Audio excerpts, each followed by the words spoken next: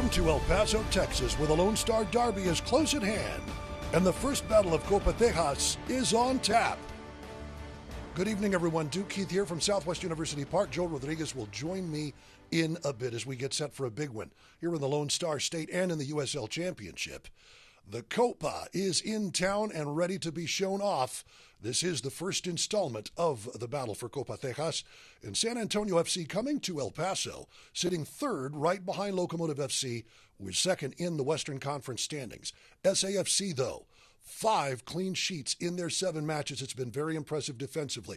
Locomotive, on the other hand, scoring goals for fun. As we take a look back at how we got here, ready for tonight. Locomotive on the road all the way to the East Coast to take on Hartford FC.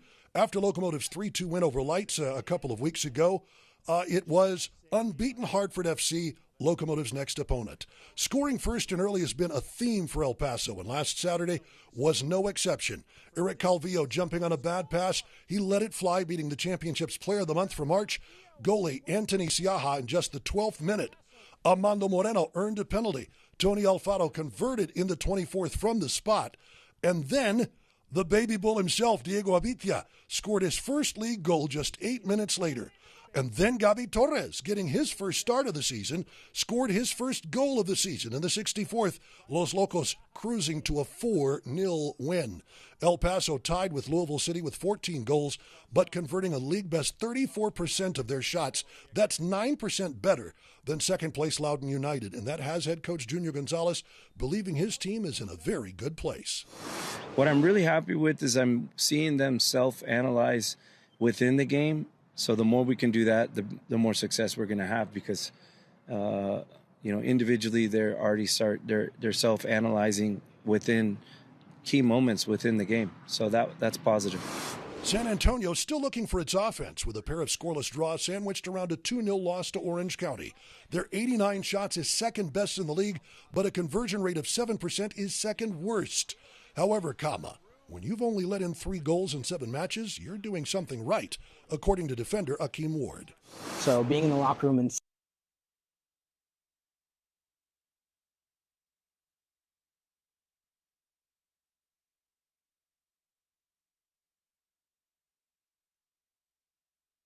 Hi, my name is Dr. Carlos Omar Viesca. I am with Border Pain Institute, and today I would like to introduce you to radiofrequency ablation, a procedure that can help with your neck, mid-back, lower back, and joint pain, including shoulder, knee, and hip. If you're experiencing any of these ailments, please come see us at Border Pain Institute. Our number, 915-857-4130.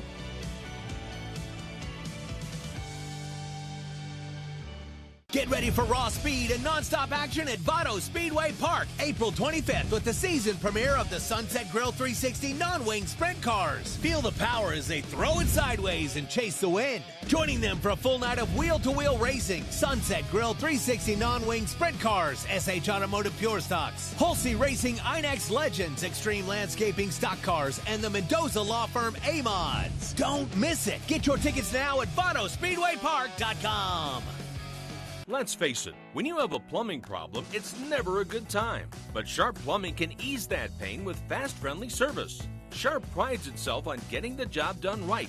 We've been fixing plumbing problems in the borderland for 30 years. Sharp is certified in tankless water heater installation and service. If you've been thinking about converting from a traditional water tank to a tankless water heater, give Sharp a call today, 915-892-5790. Sharp Plumbing. Magic is coming to Southwest University Park, El Paso. Join El Paso Locomotive FC on Wednesday, April 29th, as we take on FC Tulsa for a special Harry Potter night you don't want to miss. 1,500 fans through the gates will receive a Harry Potter house towel giveaway, featuring one of 4 different houses. Want even more magic? Grab these special ticket add-ons and choose your own Harry Potter hat to complete the look. Bring your friends, bring the family, and experience a night full of soccer, fun, and Wizarding World excitement. Grab your tickets now at eplocomotivefc.com. Vamos locos, vamos El Paso.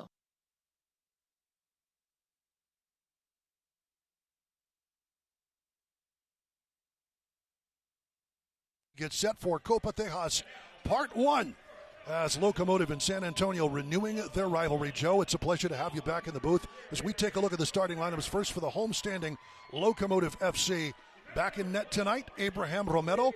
No Ricky Reese tonight.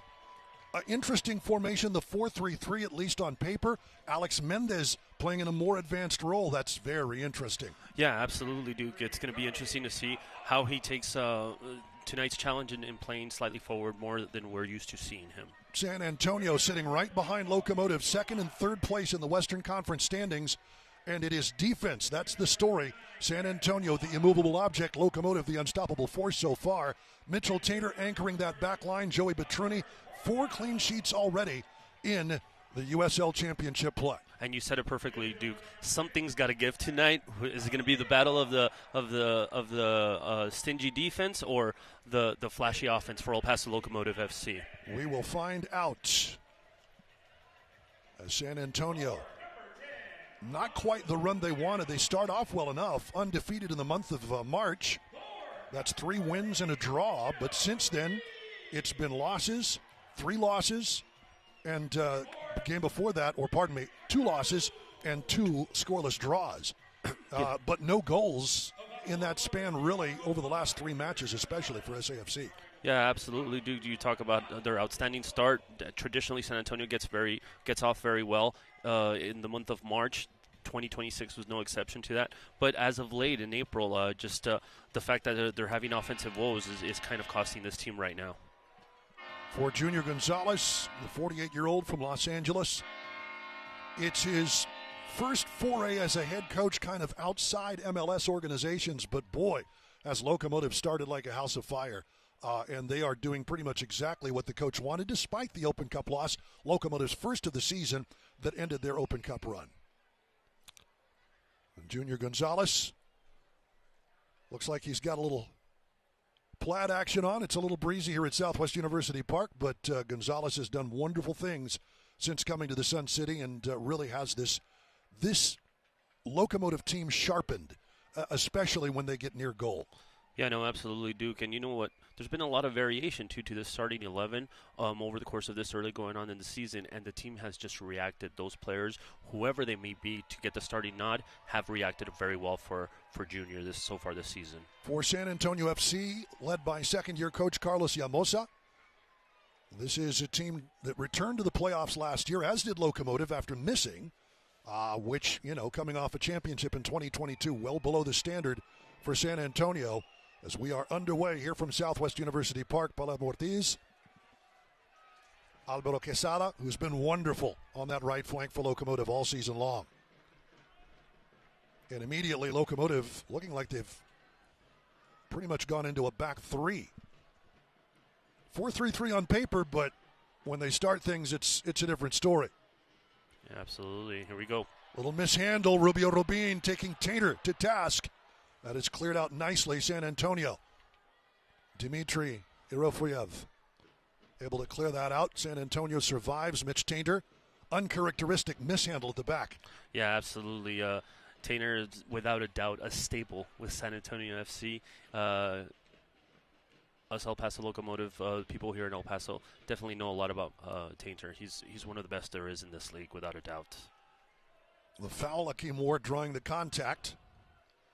San Antonio, it's interesting. This is a team that is second in the league in shots on goal with 89, second from the bottom in goals scored. 7% conversion rate, while on the other end, Locomotive lapping the field, 34% conversion rate. That's not going to last the entire season, but my goodness, through the first 5 matches, that is an incredible number. I mean, you're talking about 1 of every 3 shots goes in? Is that... Yeah. That's better than 1 and 3. You're right. Little push. Survived nicely. Gabi Torres lofting that. That'll go over the byline and back out again for a goal kick.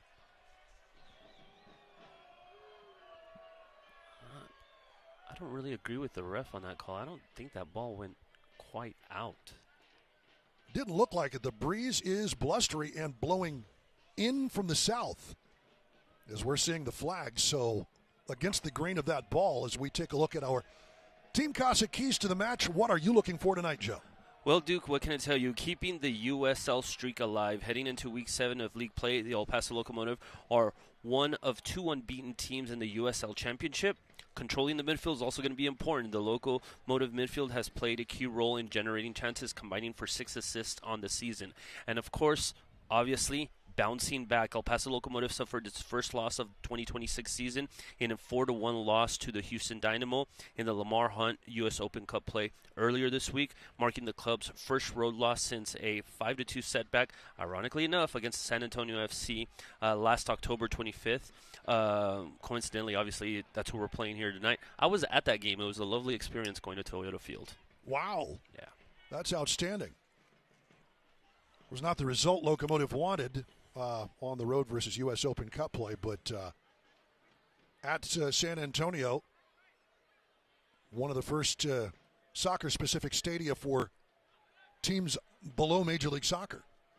And they've had it for a long while. San Antonio Scorpions, of course, in the NASL days, and then coming over to the USL Championship, and of course the entire league on the verge of doing something that has never happened in American professional soccer, and that is having promotion relegation. Yeah, we'll see how close we are to that. Soccer, football purists are really looking forward to that, I think, needless to say. Absolutely. We're going to see if it goes, and I think it really has a chance to succeed, especially here at the USL. That is play on. Locomotive just kept possession until Emil Cuello. The Colombiano dispossessing. And up the left wing, here's Jorge Hernandez. Hernandez, that is centered, and it'll be lofted out. Tony Alfaro in coverage. Corner kick for San Antonio FC. In this early going, El Paso Locomotive definitely doing a good job on countering the transition for San Antonio FC. Is second occasion where you want to see a quick transition by San Antonio, and the Locomotive defensive midfield is definitely on top of that, not allowing the surprise that I think San Antonio FC would want to produce here in the early going. Jorge Hernandez looks to be taking the corner there for short action as Christian Parano back with San Antonio FC. We were around, remember, like the first couple of seasons, he was the wonder kid. That is headed in, but knotted wide. Cleared out by Locomotive. Nicely done, Quesada. Up the right wing, Danny Gomez. Lifted out. It'll be a throw-in for Locomotive.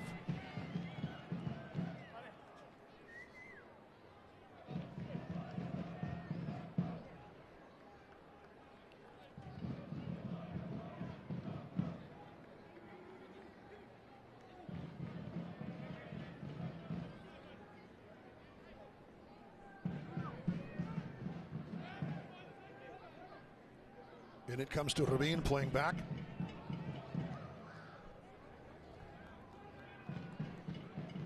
Immediately switched around here is Torres. Wonderful to have him back in the Locomotive fold. I was just about to say that, Duke. It's going to be very interesting to see how him and Noah Dolenmeyer hook up over the course of these 90 minutes. Obviously, with Ricky and Torres, they have an excellent understanding. Ricky's not available tonight, not in the starting 11. So it's going to be interesting to see how Noah feeds the ball to Gabby to get him into position to provide threat for the Locomotive on the left-hand side of the field. Patino, after a mishandle by Alfaro, trying to center that one, but Locomotive pushing them back. That is off the foot of Quesada. Rolling harmlessly to Abraham Romero. Romero and Sebastian Mora, the two-headed beast at the back for Locomotive FC. And each have had their successes in different competitions. That is a bad back pass.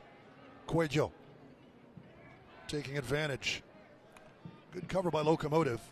One of the things I thought Dynamo did very, very well was get at that Locomotive back line, really putting them under pressure. And of course, Kofi Chumasi,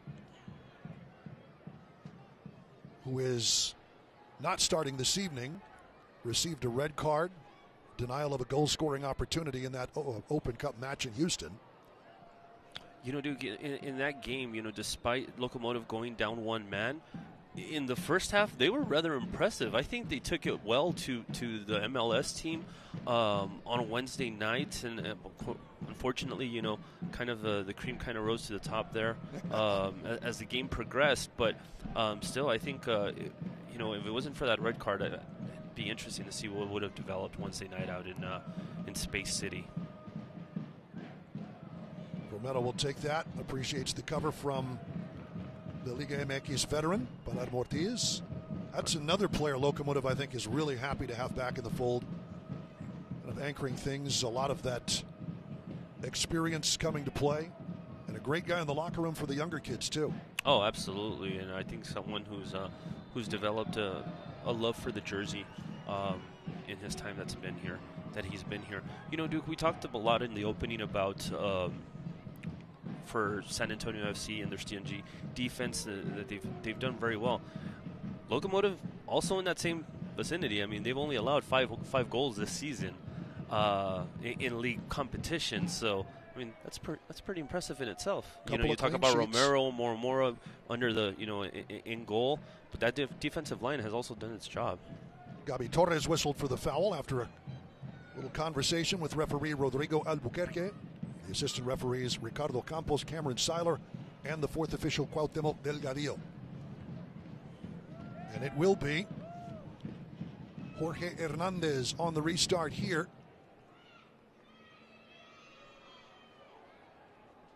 Set piece defending, if there has been one particular issue, that's been something I know Junior Gonzalez has talked about and wants to improve.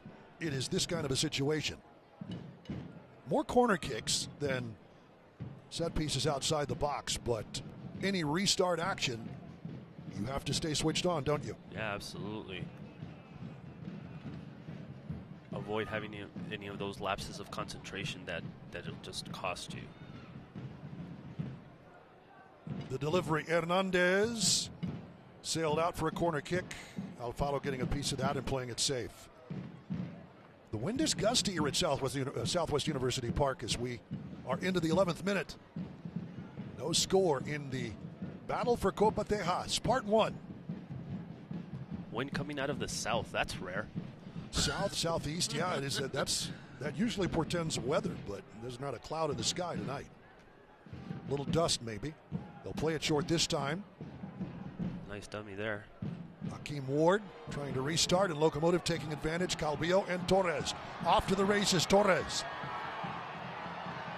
Torres goes for the far post, about the only thing available to him, unless he wanted to cross. Hakeem Ward showing the speed, the wheels to keep up with the Brazilian. Yeah, no, absolutely. Quick transition there for El Paso Locomotive. Gabi goes down the left-hand side. Like you said, Duke, best option, take a shot on goal.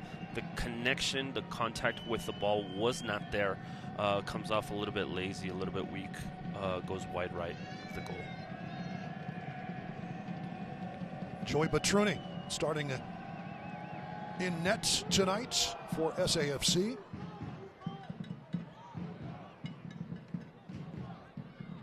Batruni 4 clean sheets, along with goalie Richard Sanchez, who's a holdover. As Rabin tries to make a dash for it with San Antonio's defense nearby. That's what I'm liking. Also a clean sheet for Sanchez, I should say. It's what I'm liking about the Locomotive, Duke.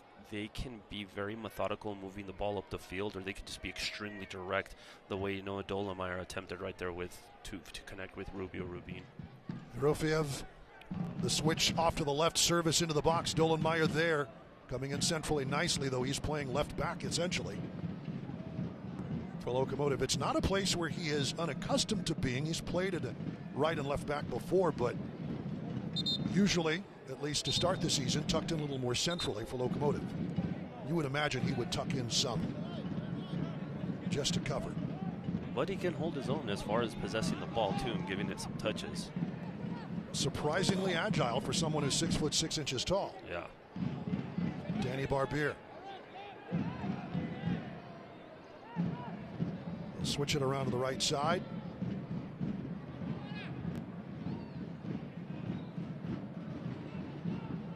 Dolomeyer in coverage. He's not going to lose too many there, stride for stride with many players in this league at being 6'6", right, Duke? Nope. As long as he can lift those knees, I think he's in good shape. Good interception here by Alex Mendez. Mendez and Rubio Rubin, I know, had a very disappointing Wednesday in Houston. They certainly wanted more. Lots of quality on the ball, but they never got the service to really show it.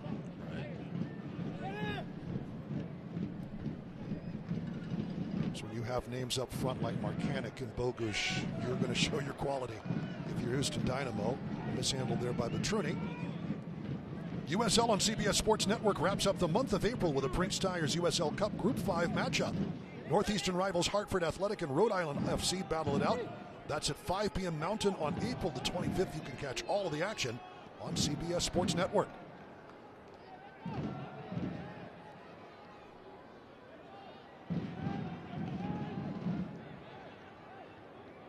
Calvillo in for Gomez. Former Oakland Roots man. One of the first signees from the Roots Academy. That is kept in. Quesada, last touched by Cuello. And throw in for Locomotive. Over the top and waiting for that. Quesada can't go anywhere with it, but that is straight. It comes to Mendez. Quesada now. Backs it out to Alfaro. The switch to Gabi Torres. A little more distance for a nice long cross. Quesada breaking in, but that will roll out for a Locomotive throw. Nice discipline there by Danny Barber, I believe, to just kind of head that ball off. Here's Palen Ortiz, right back into the box. Did it in a rather calm manner, too. Right. Sprint for the ball. Rufiev. Roll it back around to Danny Barbier.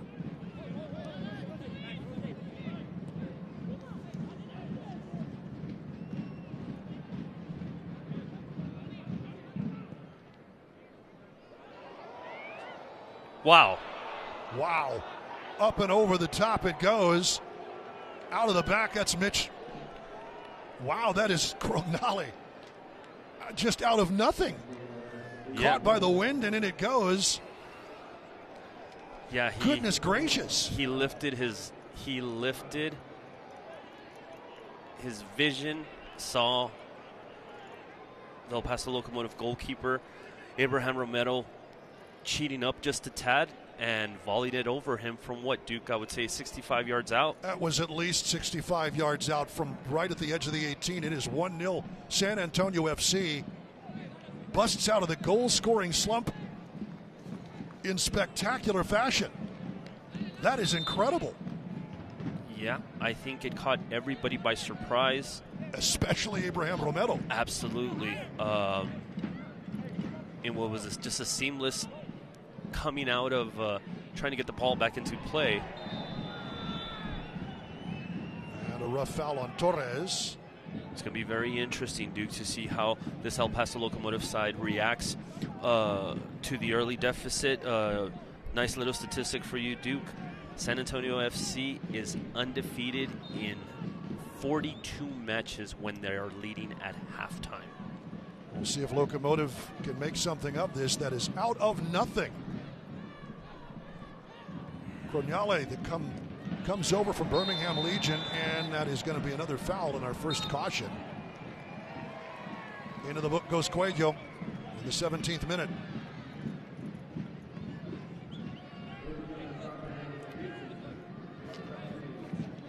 Well, the wind was blowing in from the south. Why not just put it up into the breeze? Just as we were saying. That's exactly what we were saying.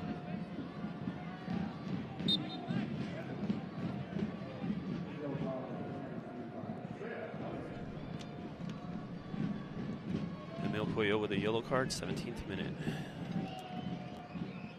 So Cuello into the book.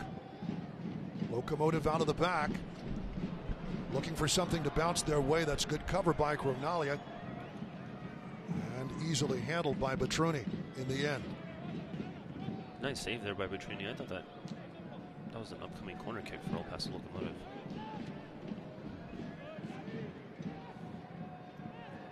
Well done with Beto Avila getting the starting nod tonight. Out of that left-hand side, Armando Moreno, notably out.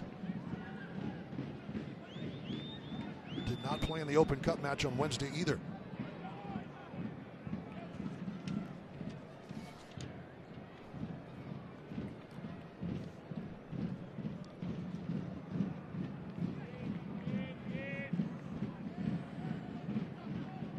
Lofted out, it'll be a Locomotive throw-in. Hakeem Ward covering.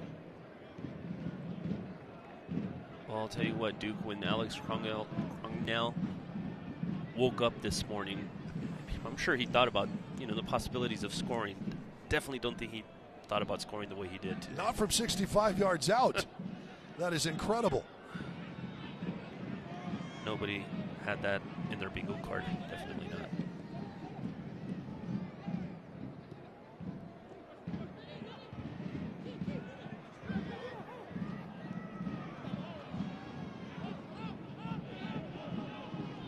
Alfaro in coverage. Yeah, that one caught everyone off guard, including yours truly.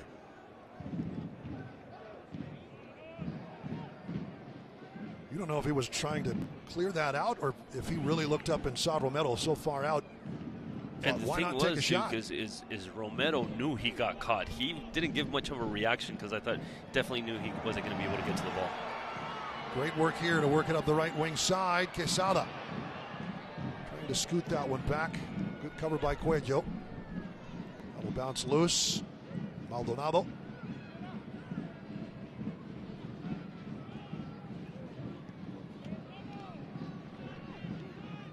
At Bellevue University, tour success is the only thing that matters.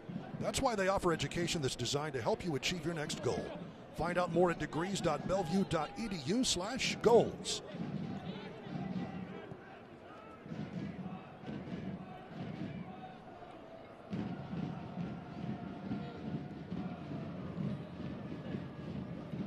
That's almost taken away from Alfaro.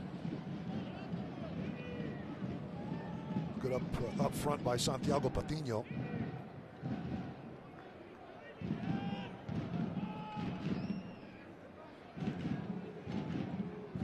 Locomotive has found some success up, but San Antonio, good coverage and some good last-ditch defending. Locomotive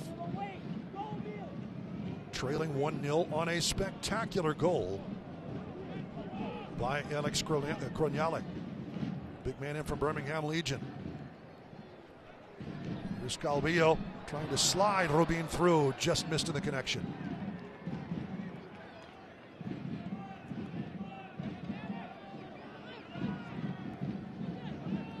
It's the second time we see just a slight miss on a through ball pass attempt for El Paso. Got to tune that up a bit over here the course of the game. Turf monster catches Jorge Hernandez.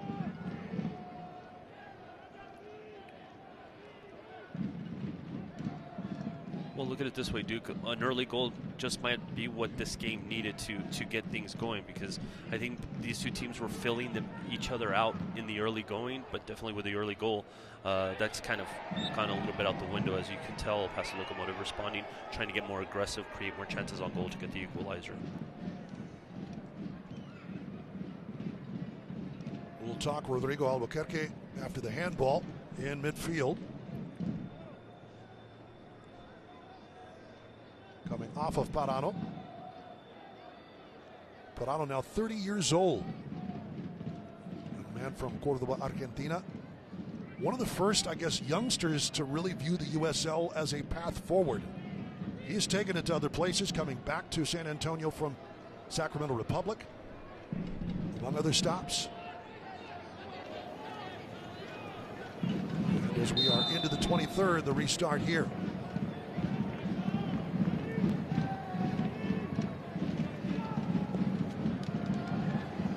Lofted in. Dolenmeyer's going to give it a ride.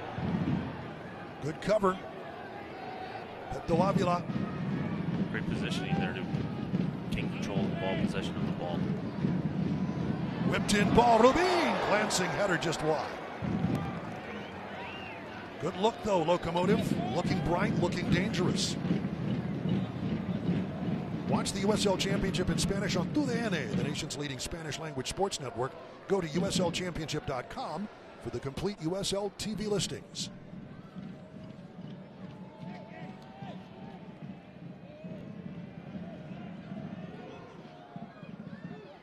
Betruni. Palermo Ortiz. Crongnell and Rubin, a little battle. That's won by Rubin. There's Alex Mendez.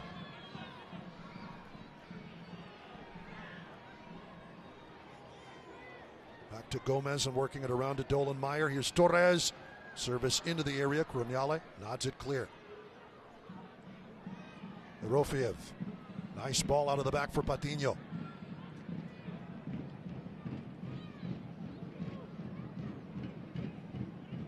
Well, was a 2v2 attack quickly. The El Paso Locomotive defense gets into position and just kills the threat immediately. The element of surprise. Locomotive decent cover.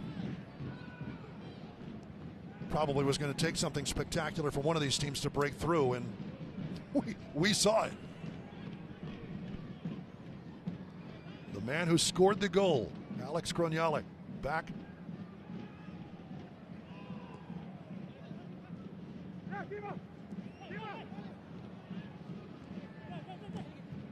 Coelho.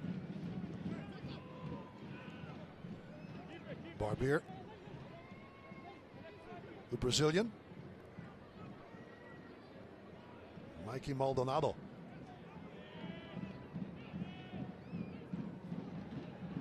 That is well won by the big man. Dolan Meyer showing the wheels. A little off target on the pass. Good cover by Mendes.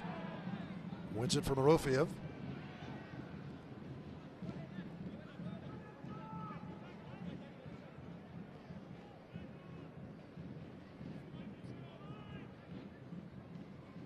Dolan Meyer.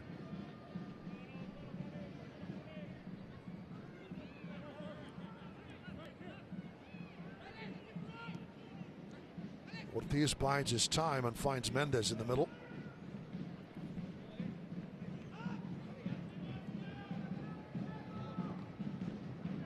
Over the top, Ortiz. He thought that Quesada was going to make a run. Yeah, different idea there. Select is proud to be the official match ball supplier of the USL Championship. From grassroots to the pros, Select is there every step of the way. Visit us.select-sport.com for the latest Select product specials and more. Select, the player's choice.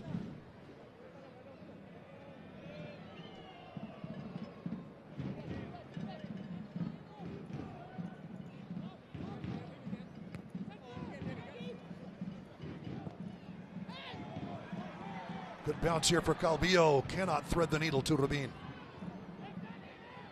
Ward. Hernandez. I'll tell you what, Duke, for El Paso Locomotive, I think that's where it's going to have to be. They're going to have to thread the needle on the through ball pass, a diagonal pass like that, just because I think going to the flank and centers, San Antonio's too good, too tall. Coelho. Into the box. Good cross. That'll be pushed out. And a corner kick coming for San Antonio. Gabby Torres there wanted absolutely nothing to do with that. Takes immediate action, chests the ball out of play. Corner kick coming up for San Antonio, who's doing their thing. They're being selective about when they apply pressure. Obviously, their urgency isn't as bad as it is for El Paso with a 1-0 lead.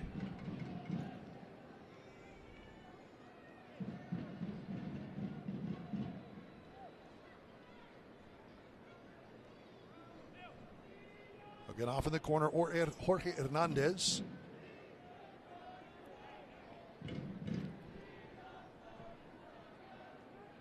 Will loft one into the box. That's headed back in.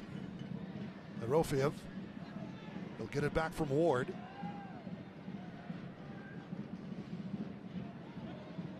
A little swing and a miss with the head for Rubio Rubin. That would have been spectacular.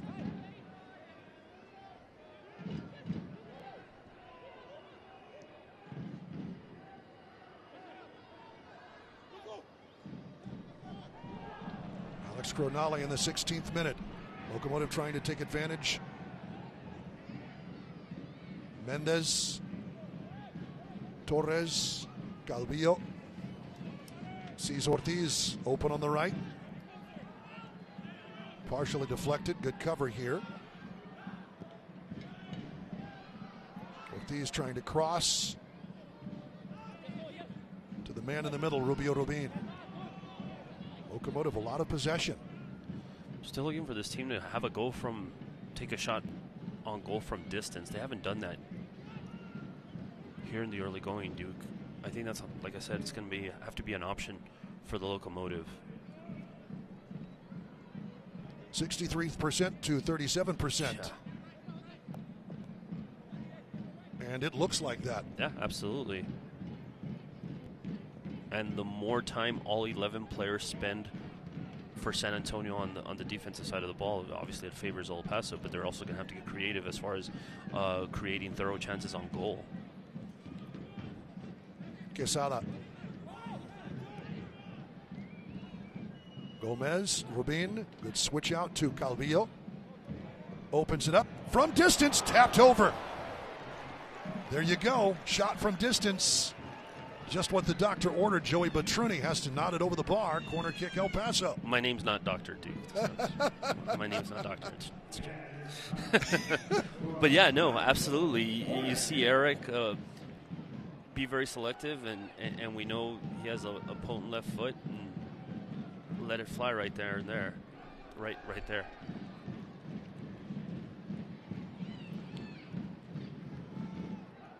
Mendez with the win. That is knotted down by Dolenmeyer and just can't quite get the roll he wanted off his head. Barbera right there on the defensive block. So Barbier keeping it away from Dolenmeyer, and another corner kick. Alex Mendez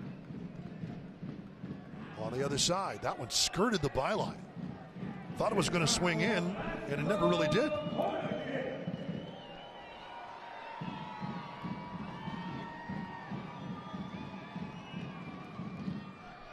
Mendez again. This one will hook in. That's knotted wide.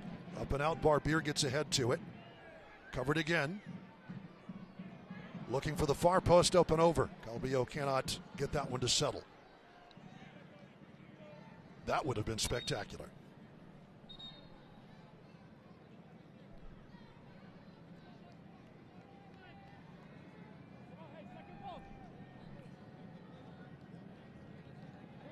So far, Duke, a little bit more than 15 minutes since the opening goal, and it looks like this game is setting up for what we're seeing right now. It's just San Antonio trying to hang on here. Batruni on the restart. And there is Torres. Looks like it was good cover up front by Patiño. Barbier, Cuello.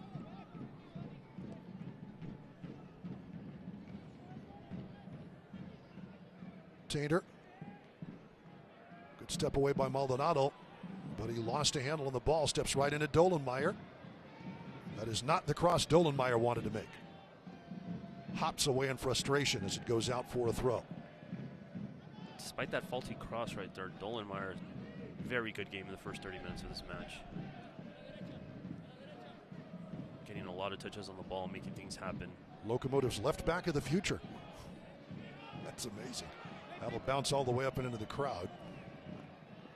Good quick restart here, Ortiz.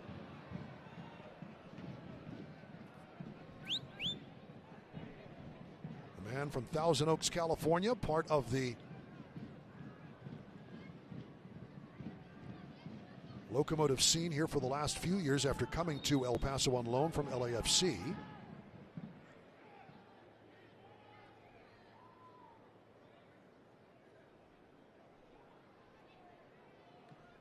Locomotive has been dispossessing San Antonio pretty consistently, but the team from the Alamo City returns the favor. Patiño.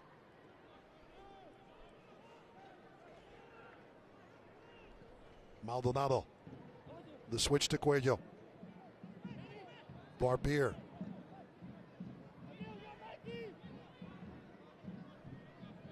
Cuello. Darting cross will be lifted out for another corner kick. Locomotive happy to concede the corner kicks so far.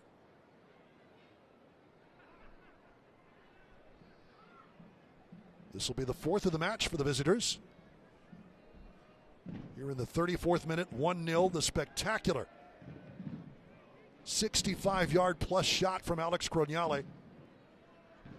Catches Abraham Romero out in the 16th minute. That's the difference.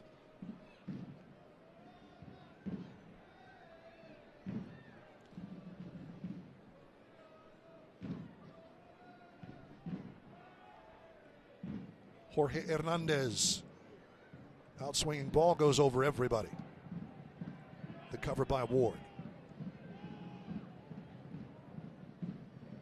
Dart to the far post. That's over Tater's head. Goal kick. That's what they were looking for. The delivery wasn't on target. I know, and Locomotive defense doing its job. Really like the way Palermo Ortiz and Antonio Alfaro are working together right there on that back line, centering, being the central unit for that defensive line. For Locomotive FC, it's wonderful to have them both in the fold. Obviously, lots of experience, but really kind of a renewal for a pair of 30-plus-year-old players. That's a slip and a fall by Quesada. The center and just wide. Oh, they pushed it right back to Cuello, and he couldn't put it on frame. That was very, very fortunate. Pardon me, Arofeev. Yes, no, Dimitri right there doesn't hesitate at all, receives the ball, doesn't stop it, catches it as it's coming in, puts pretty good placement on it, and is just wide right. Definitely closest call on goal so far. That and including Calvillo's shot. Both goalies. Really more Batruni called into action a bit more than Romero, but yeah, I think you're right. Romero knew he was caught out as soon as that pass or that shot sailed over his head. Yeah, not a whole lot of reaction there. There wasn't much he can do except just kind of look at the ball go over and hope that it wouldn't find the back of the net, which it did. Croniale spectacular. Here is Cuello.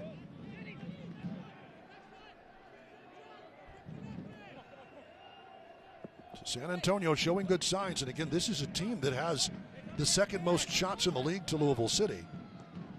Coming into this match with 89, obviously a few more now, but it's the conversion. Well, maybe we'll see more 65-yard shots from San Antonio. That one certainly worked. Into the 37th minute, 1-0 to the visitors.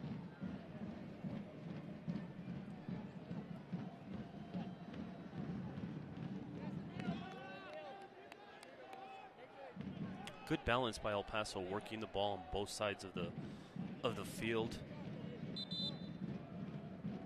They're not necessarily per se leaning to one side versus the other. I think there's a lot of good balance by both midfielders being able to move the ball up into the offensive third. Short throw into Mendez. The bounce goes Maldonado's way. Flag is up, offside. San Antonio's doing a good job recently here in these last 5-7 minutes of the game, dispossessing El Paso in their offensive third. Finding some open opportunities. Right.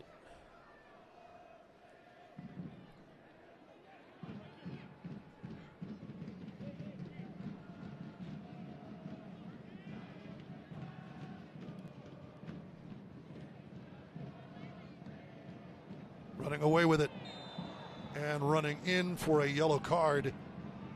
Palermo Ortiz knew what he had to do. That is a professional foul, but big free kick opportunity coming for the visitors.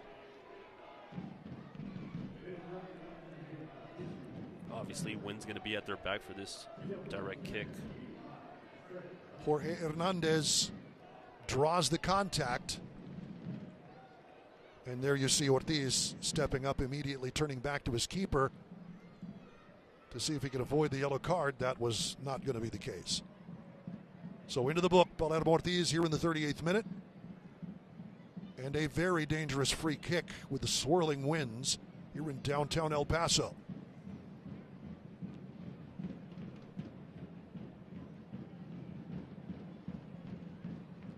Jorge Hernandez with the ball. Mikey Maldonado in the vicinity.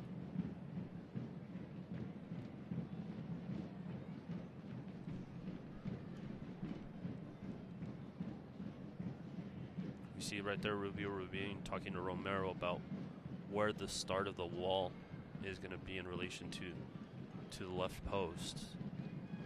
Right, you don't want to leave that corner wide open.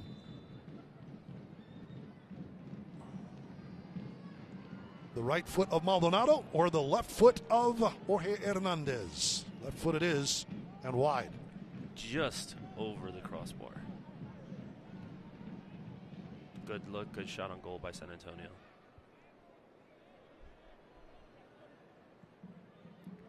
A man from Sahuayo, Mexico, missing just up and over.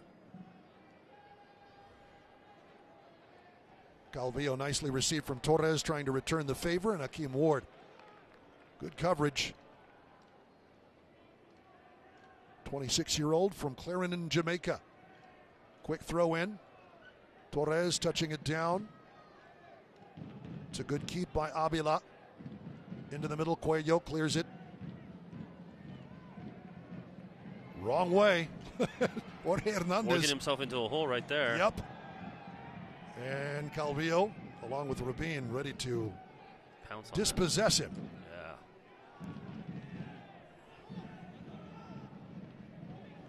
San Antonio perhaps fortunate with that little foray.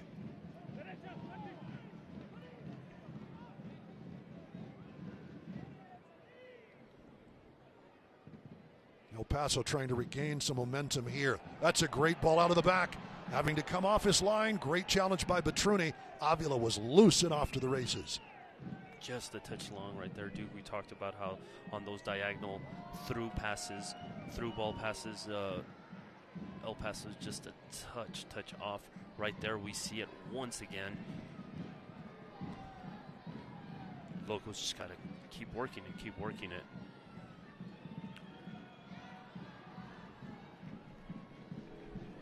The opportunities will be there as the game progresses. You can certainly see the ideas. It's just a matter of connecting on that final ball. That hasn't happened yet. Away from Rubin. That's a good bounce. Ortiz intervenes. Patiño, the big man, just 21 years of age, 6'2". Out of the back again. Batruni will let this one run out.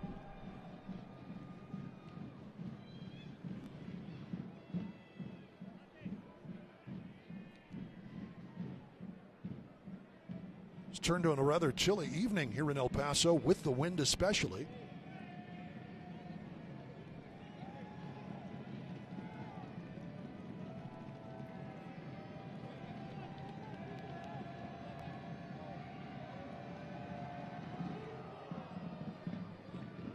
Weather app is reading 70 degrees currently here in downtown El Paso. Duke, with the wind, it feels a little bit cooler than 70 degrees, I'll tell you that much. The wind chill is definitely affecting things. Despite that, Duke, we have a very nice entrance here at Southwest University Park by Paso Locomotive fans. Indeed. Good bounce here. Romero in coverage. It doesn't matter. Rolling it in is Hernandez. It's 2-0. Just like that. Beautiful ball into the middle, indeed. Absolutely. Quick through ball. Left-hand side. And Hernandez. I thought Romero had closed off the angle significantly. And it just goes underneath his right arm. Romero sinks down in frustration. That was a beautiful ball. Off his line quickly, but Jorge Hernandez just a touch faster than Romero. The 24-year-old makes it 2-0 to San Antonio. No hesitation at all whatsoever by Hernandez there. He knew exactly what he wanted to do, where he wanted to put that ball. Gave himself the best chance to put the ball in the back of the net. Romero was right there. He's just a split second too late. You know, you put those balls on the ground, Duke, you know, roll them in, because it takes a while for the goalkeeper to hit the floor sometimes, and that's the best chance you can give yourself. That'll bounce to Cuello, and that'll be a foul on Quesada. With a couple of minutes to go in the first half, 2-0, we've heard it many times before. 2-0 is the most deceitful score line in soccer. And let's see if that cliche plays out for El Paso Locomotive to possibly at least get a tie. Here into the 44th minute. We're hearing 1 minute of added time here at the end of our first half. San Antonio trying to be the first team to defeat Locomotive this season.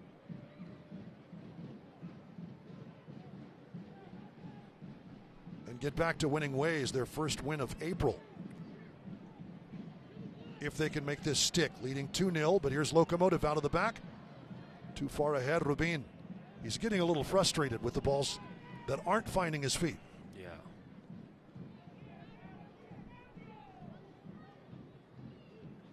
And as expected, Duke, you know, it's gotta be frustrating when you're just a touch off, an inch short, an inch long,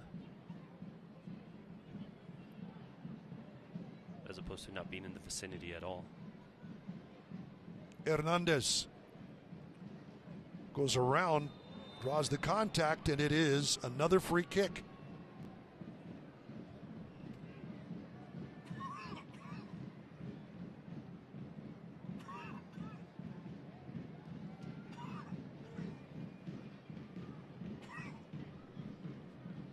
Frustrating evening for Gabi Torres. So it will be 2 added minutes. The word from our fourth official, Cuauhtemoc Delgadillo. I'll tell you what, Duke. Head referee Rodrigo Albuquerque. It seemed like these pauses in the match are taking a little too long. I don't. They'll take it short. Interesting. That is wide, well wide by Arofiev. Yeah, these pauses in play, it seems like it's taking too long to get the ball back, the action back going up again.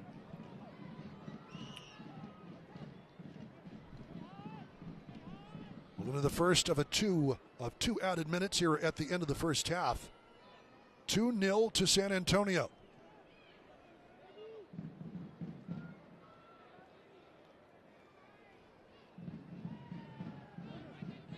El Paso's had 65% of the possession. It hasn't mattered. They haven't been able to do anything with it. That, I think, is probably one of the more frustrating things. This one, though, finds Avila. The cross will have to be nodded over the byline. Corner kick. Mitch Tainter in the coverage. Looks like this will be the last opportunity before we go to halftime. Fourth corner of the match for Locomotive.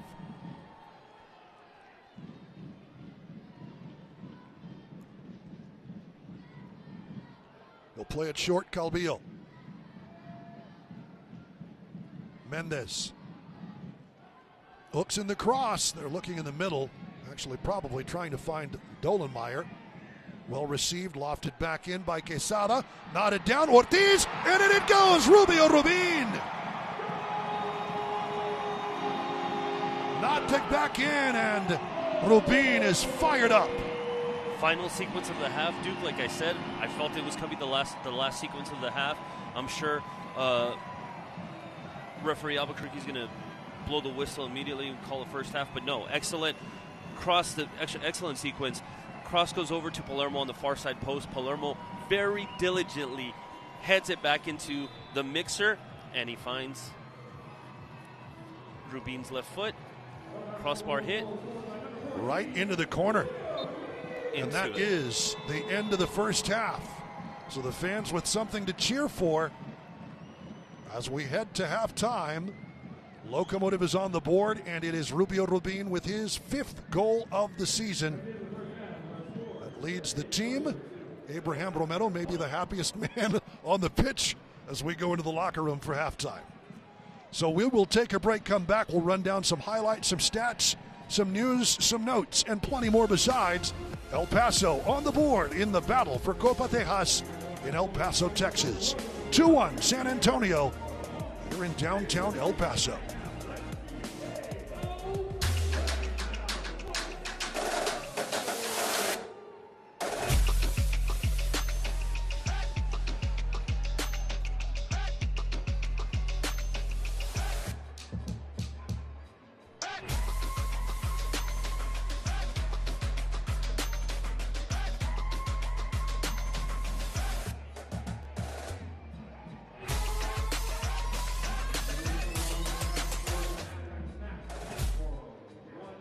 Let's face it, when you have a plumbing problem, it's never a good time.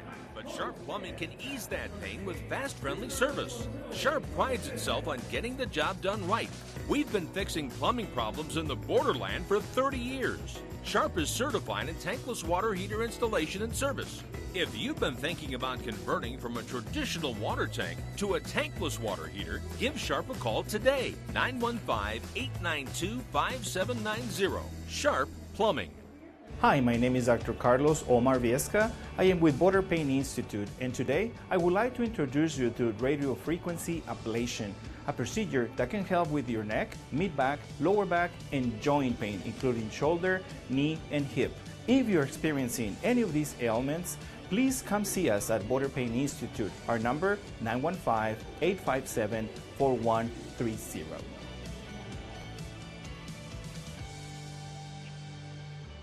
Everyone needs a moment to recharge. A quiet pause, a warm cup of coffee, a breath before the road calls again. At Arribas Enterprises, we understand how important it is to take care of those who keep the world moving. That's why we support our drivers every mile of the way. Take a break, recharge, keep moving forward. With us, you are never driving alone. Now hiring experienced CDL drivers. Apply today at ArribasEnterprisesInc.com or call us now, 915-881-4024. Get ready for raw speed and nonstop action at Vado Speedway Park, April 25th with the season premiere of the Sunset Grill 360 non-wing sprint cars. Feel the power as they throw it sideways and chase the wind. Joining them for a full night of wheel-to-wheel racing, Sunset Grill 360 non-wing sprint cars, SH Automotive Pure Stocks, Holsey Racing INEX Legends, Extreme Landscaping stock cars, and the Mendoza law firm A-Mods. Don't miss it. Get your tickets now at VadoSpeedwayPark.com. With the field for World Cup 2026 now set, the USL can enjoy its place in the countdown to history. Never before has an active USL player taken part in a World Cup, until now. For the past 2.5 years, more than 30 players from USL Championship and League One battled through World Cup qualifying. This summer, 6 of them have a chance to hit the field for their respective countries. Miami FC teammates Eloy Rom and Jurgen Locomotive made history, helping Curacao qualify for the World Cup for the first time ever. Curacao will face Germany, Ivory Coast, and Ecuador in group play. And for the first time since 1974, Haiti will take part in the World Cup, following a very unique road through qualifying. 4 championship players, Duke Lacroix and Garvin Matusala of Colorado Springs, Delence Pierre from FC Tulsa, and Carl Sente from New Mexico United led Haiti through qualifying without playing a home match. Now the Haitian team faces a tough group at the World Cup with matches against Brazil, Morocco, and Scotland. But while World Cup qualifying owned the spotlight in late March, several USL players took part on U.S. youth national teams, also on the world stage. Colton Swan of Charleston Battery scored a goal for the U.S. Under-20 team against Argentina in Argentina. Orange County SC's Tyson Espy played for the Under-17 team in Paraguay.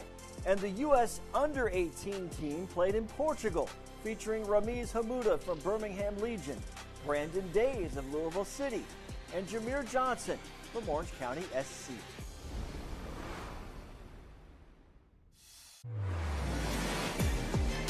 This one slipped through nicely for Williams! Shining once again for Hartford. Quizera settles. Quizera!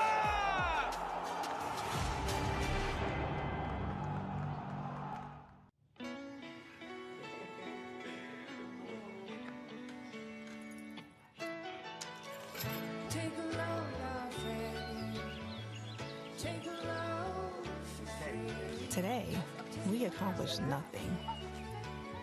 I mean it, not a thing. And it was kinda everything. This spring, stay 3 nights and get a $50 Best Western gift card.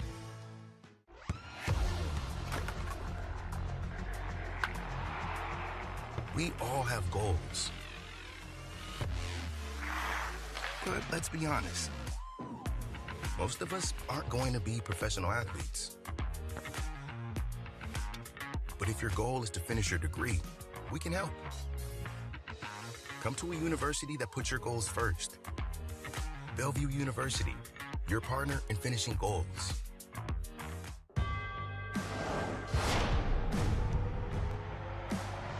Prinks tires in the USL help soccer journeys everywhere to drive harder. From city playgrounds to suburban sidelines. From early mornings to late nights. From fun with friends to winner takes all. From the biggest fan to the biggest heart. And at every turn, Prinks tires will be there for the long haul.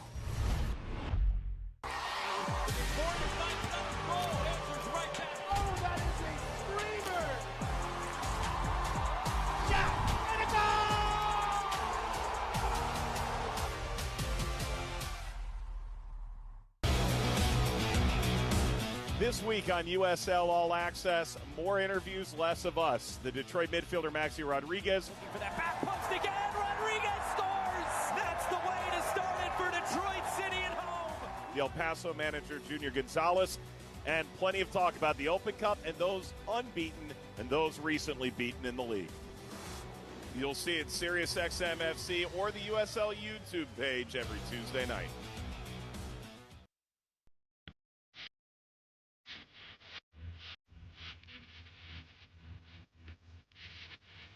San Antonio over El Paso with a couple of big first half goals, but Locomotive finally gets one back. It is El Paso's man for the Golden Boot race, Rubio Rubin, with his 5th of the season off the corner kick, and El Paso off and running. But Joe, in the first half, Locomotive, though they dominated possession, it hasn't mattered. San Antonio has certainly made the most of their opportunities, including that spectacular effort in just 16 minutes in from Alex Groniala. Yeah, no, absolutely. Groniala doesn't hesitate. He sees that there's a possibility for him to sneak one past Abraham Romero. He takes his shot, and the wind does its thing. It helps it carry, and it gets it over Romero and under the crossbar to give to give San Antonio FC a 1-0 lead in, like you said, 16th, 17th minute of the match. From there, I think El Paso responded adequately, doing its thing, trying to make things happen on the offensive third of the ball, offensive third of the field. Unfortunately, just a touch off for El Paso Locomotive, and then from there on another attack from San Antonio FC in the opposing third, Hernandez gets one past Romero. Well, the live stats have San Antonio FC on top, of course, not going in Orange County, pacing the Western Conference coming into tonight. San Antonio with, they're just right behind El Paso with 12 points. Locomotive in that second place position, but if San Antonio wins and everything stays the same, San Antonio will be on top of the division. Sacramento Republic right behind it, and then Phoenix Rising. Locomotive FC trying to right the ship a little bit and make a challenge here. As for the highlights, we've shown you the goal. Obviously, San Antonio added to it. Jorge Hernandez, the assist to Michael Maldonado, slipped in a beautiful ball, and Hernandez just faster than Romero to push it in. Yeah, absolutely. Absolutely. And then, of course, what do you want to say? 4 minutes later, Duke? 4 minutes later in stoppage time, we get the goal for the Locomotive off of a great sequence. Give lots of credit on the assist to Palermo Ortiz on that one, who just very wisely heads the ball back into the center of the 6-yard box, and it finds Rubio Rubin's left foot. Well, that's what experience gets you. Absolutely. In those kinds of situations. Very calm header. Absolutely. Locomotive dominating possession, as we say, 66% to 34%. It has not mattered, at least in terms of the scoreline, but there it is. And in terms of the attack, 2 goals obviously for San Antonio, 5 shots, each team with 5 shots, and 1 goal for Locomotive. 2 on target for both San Antonio. They have certainly made that conversion rate stick. 2 for 2, and Locomotive with a couple as well. Shots outside of the box, 3-2 in favor of San Antonio. Inside the box, 3-2 in favor of Locomotive. Shooting accuracy, dead even at 40% for both teams. And that's where we stand. We'll take another break and be back to talk more as we continue from downtown El Paso. 2-1, San Antonio over Locomotive FC.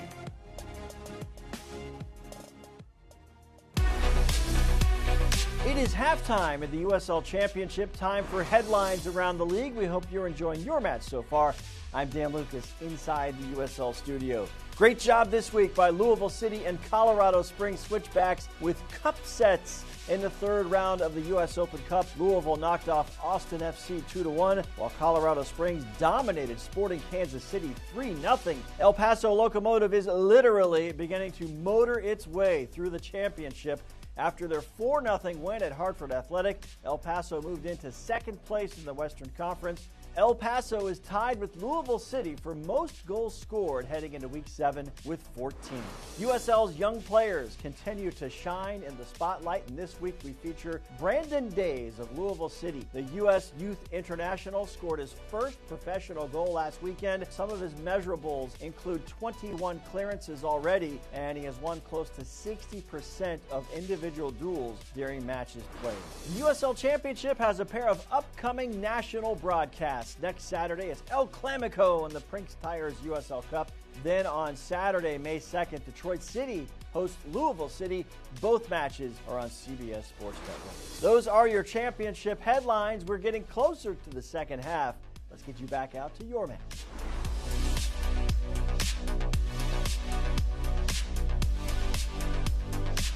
Hi, my name is Dr. Carlos Omar Viesca. I am with Border Pain Institute, and today I would like to introduce you to radio frequency ablation, a procedure that can help with your neck, mid-back, lower back, and joint pain, including shoulder, knee, and hip.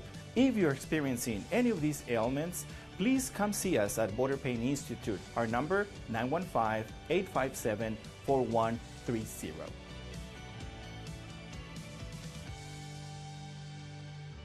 Let's face it, when you have a plumbing problem, it's never a good time. But Sharp Plumbing can ease that pain with fast, friendly service. Sharp prides itself on getting the job done right. We've been fixing plumbing problems in the borderland for 30 years. Sharp is certified in tankless water heater installation and service. If you've been thinking about converting from a traditional water tank to a tankless water heater, give Sharp a call today, 915-892-5790. Sharp Plumbing. Everyone needs a moment to recharge. A quiet pause, a warm cup of coffee, a breath before the road calls again. At Arribas Enterprises, we understand how important it is to take care of those who keep the world moving. That's why we support our drivers every mile of the way. Take a break, recharge, keep moving forward. With us, you are never driving alone. Now hiring experienced CDL drivers. Apply today at arribasenterprisesinc.com or call us now, 915-881-4024. Magic is coming to Southwest University Park, El Paso. Join El Paso Locomotive FC on Wednesday, April 29th, as we take on FC Tulsa for a special Harry Potter night you don't want to miss. 1,500 fans through the gates will receive a Harry Potter house towel giveaway, featuring one of 4 different houses. Want even more magic? Grab these special ticket add-ons and choose your own Harry Potter hat to complete the look. Bring your friends, bring the family, and experience a night full of soccer, fun, and Wizarding World excitement. Grab your tickets now at eplocomotivefc.com. Vamos locos, vamos El Paso. Welcome back, everybody. Ready for the second half. Duke Keith, Joe Rodriguez with you. 2-1 to the visitors, San Antonio FC. And there are some pertinent stats. You did mention a couple of these, Joe. Having a look at this, if Locomotive is going to get back into this one and win a game, that would really buck a trend for San Antonio FC. Yeah, no, I mentioned earlier in the first half, Duke, San Antonio FC is undefeated in 42 matches when leading at halftime. That is going to be some trend to buck here for El Paso Locomotive if they can get the equalizer or even the go-ahead goal. And then the other one, the last time the Locomotive defeated San Antonio FC here at Southwest University Park in downtown El Paso, August 4th of 2021, a 2-0 victory for El Paso. That is the last time El Paso has been victorious against San Antonio FC here at home. 4-6-5 record all time, but a lot of that action has occurred at Toyota Park. But yeah, here in El Paso, it has belonged to the Alamo City for the last 5 seasons. Locomotive will have to do something special to change that. A couple of substitutions for El Paso. Coming in is Ricky Ruiz. He replaces Daniel Gomez. And Robert Coronado in for Palermo Ortiz. That is, to me, I mean, it is obviously Ruiz on the wing, coming in for Gomez, who was a little further up the pitch. And then, of course, Palermo Ortiz off the back line for Robert Coronado. That's an offensive couple of substitutions. Yeah, absolutely. And then, of course, Palermo with the yellow card, too. You know, we see Noah Dolenmeyer slide back in to center defender position.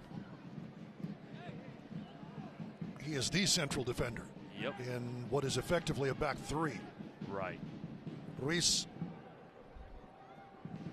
will be the left fullback for Locomotive.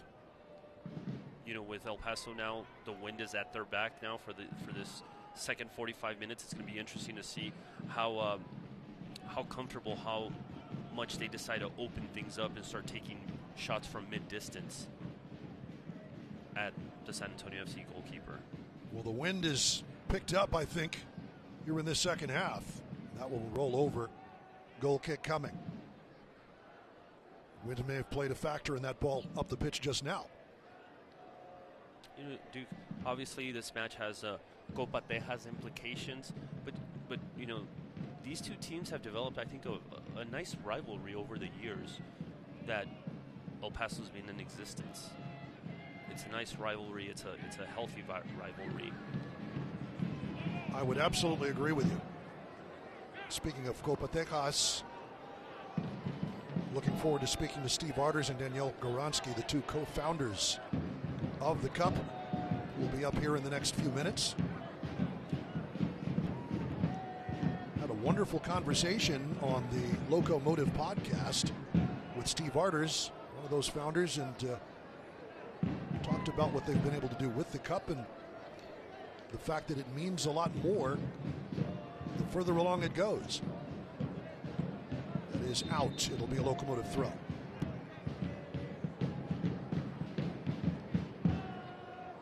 So yes, Junior Gonzalez getting Palermo Ortiz off the pitch with the yellow card. You have to imagine that San Antonio is going to challenge number 25 if he stayed out there. Right. But also the offensive substitution in bringing on Coronado.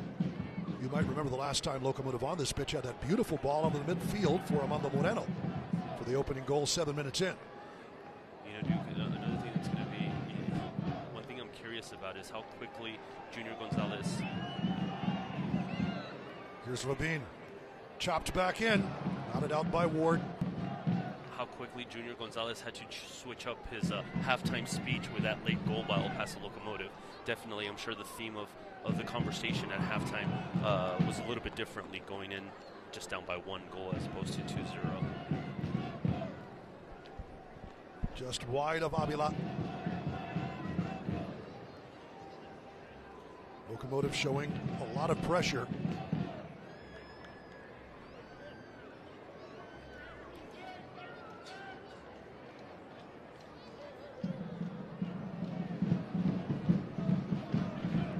Here's Hakeem Ward. Well covered. Gabi Torres. Ricky Ruiz, play on. Gabby stayed stride for stride with him right there on that one. Ward has done the same with Torres. Back and forth, those two have gone. It's been a real battle tonight. Absolutely.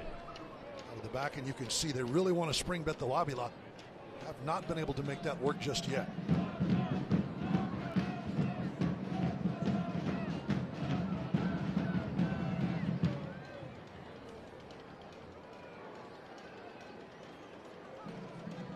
Ruiz to Torres.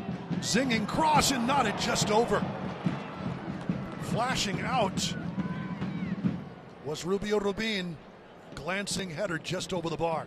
5 minutes into the start of the second half, Duke, we have our first serious threat by El Paso Locomotive.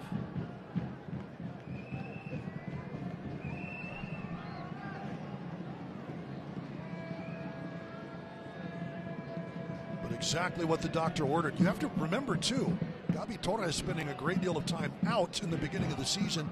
He's still kind of working his way into the lineup and trying to get that repertoire with his teammates. Yeah, that familiarity, that timing is everything. And it's something that's only alleviated or solved by, minutes. Rapport, I should say. Nice Good job by Dolenmeyer. Good stay-at-home move indeed on Parano.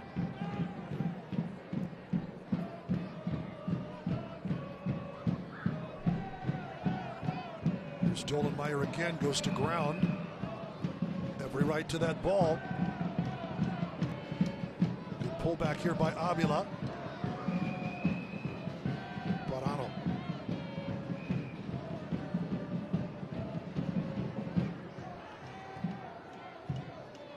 Christian Parano.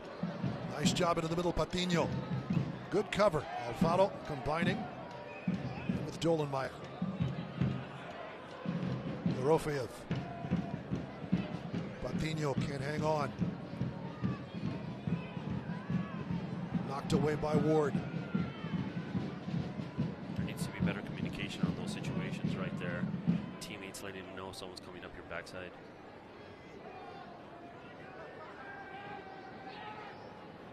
Mitchell Tainter.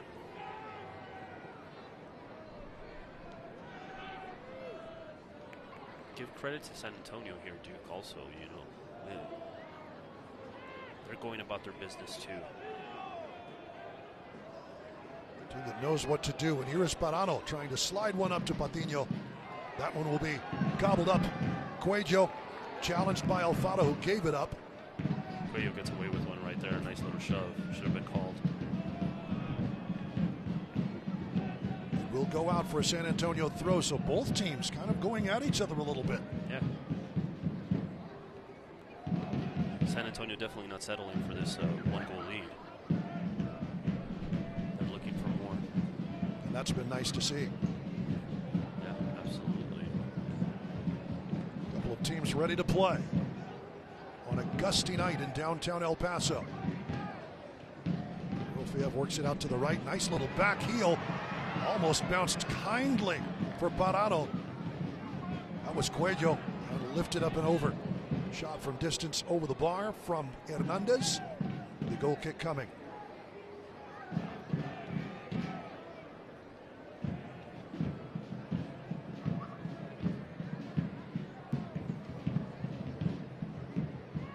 Soccer season is here, and SeatGeek is the official ticketing partner of the USL. Get all your USL tickets and more from the #1 ticketing site, SeatGeek. Your ticket to great seats. Ruiz out of the back. Can't quite get the loft he wanted on that ball. Rofiev to Tainter to Ward.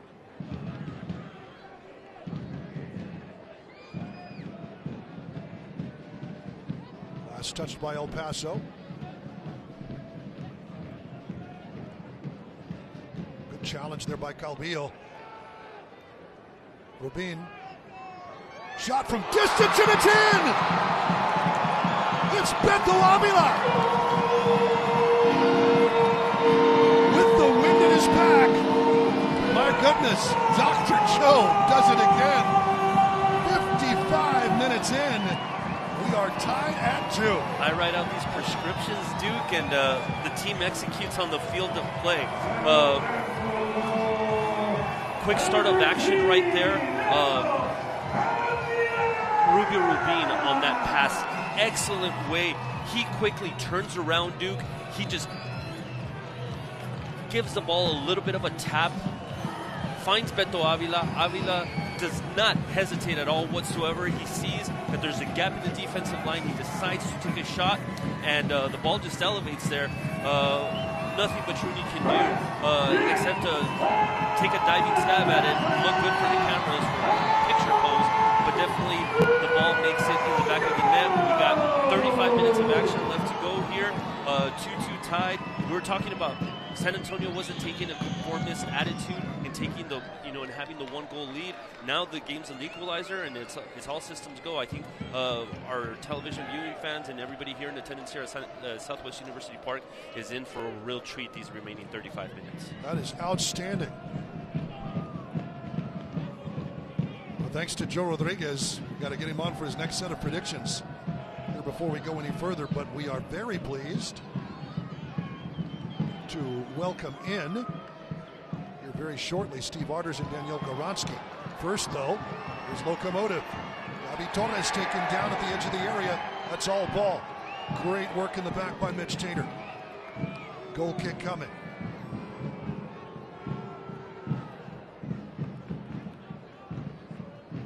All right. Well, Danielle, Steve, thank you very much for coming up. It is wonderful to be speaking with you. We're so happy to be here. We love coming to El Paso. Steve? Okay, we can't hear Steve. I wanted to make sure. I wanted to hear Steve talk. Can you? There we go. It's great to see you. It is great to see you. We appreciate you spending some time with us for the Locomotive podcast a little earlier. Next time, Danielle, we'll have to make that connection. Can't wait.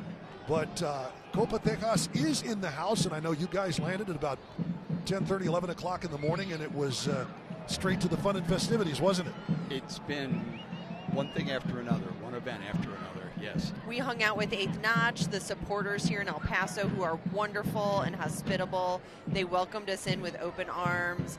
We love celebrating this derby with them. It has been a journey.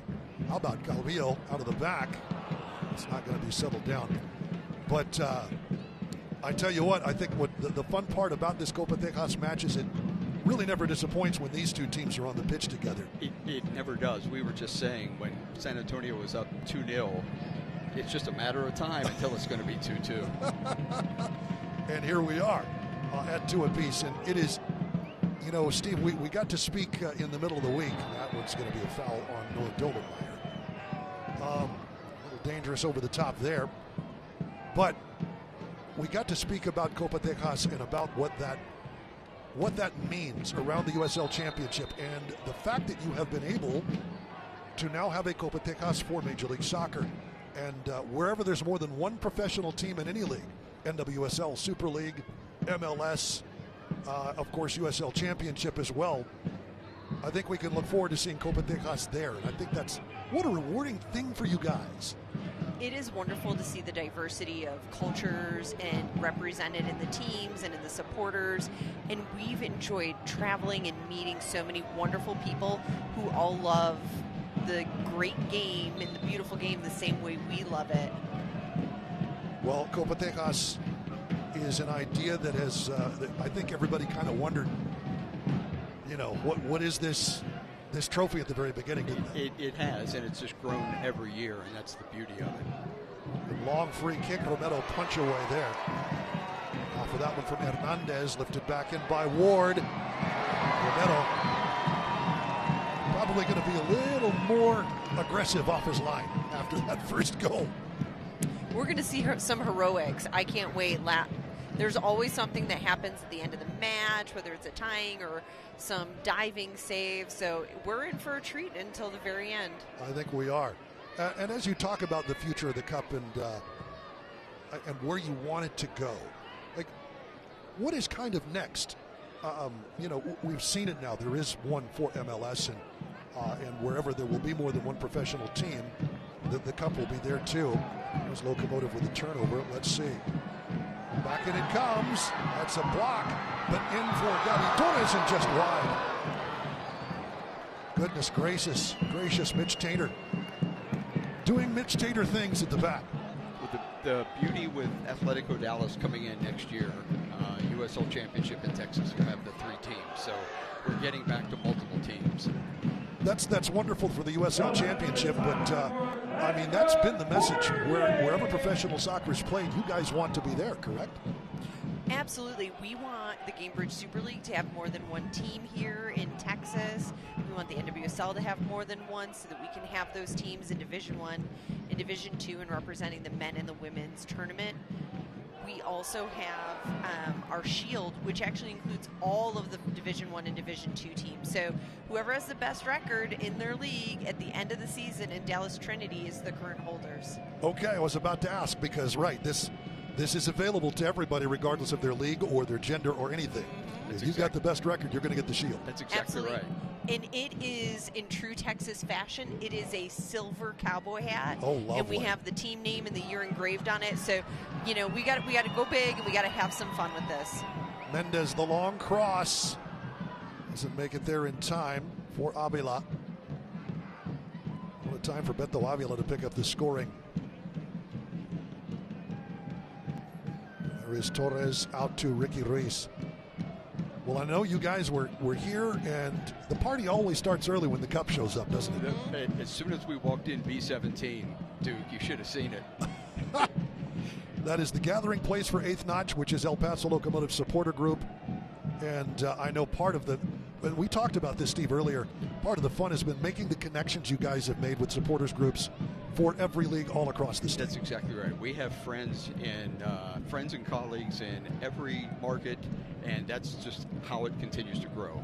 And we love seeing the MLS teams are talking to us about SAFC in El Paso and following them in the playoffs, because maybe their team was eliminated and now they're following us, or in the Open Cup they're following the Texas team. So there's this community that's now growing where soccer fans, regardless of league, are supporting each other and cheering for each other. See, that's really wonderful, because that wouldn't exist without Copa Tejas. It's what you and I talked about. It's the Copa Tejas network, and it's really elevated USL Championship, but it's also brought MLS into that. That is a wonderful thing to see, and you can catch that podcast as Dolan Meyer does what he can. 6'6", it's kind of hard to head the ball back as you're falling to your knees, but he got it there to Romero. And if you want to check it out, it's the Locomotive podcast, available on El Paso Locomotive's YouTube channel. Oh my, he's out of the box. I thought Batruni was a step ahead. Okay, they're going to say that there was a little interference. Maybe running into each other there at the back, and a warning from Rodrigo Albuquerque, our referee tonight. Batruni very, very close to stepping over the line from his goalie box. I mean, you never know what's going to happen in a Copa Tejas match, Duke. That is absolutely the truth. And these two teams do provide the fireworks, whether it's physicality or, as you point out, last-second heroics. We are far from done. And, guys, I thank you so much for spending some time with us.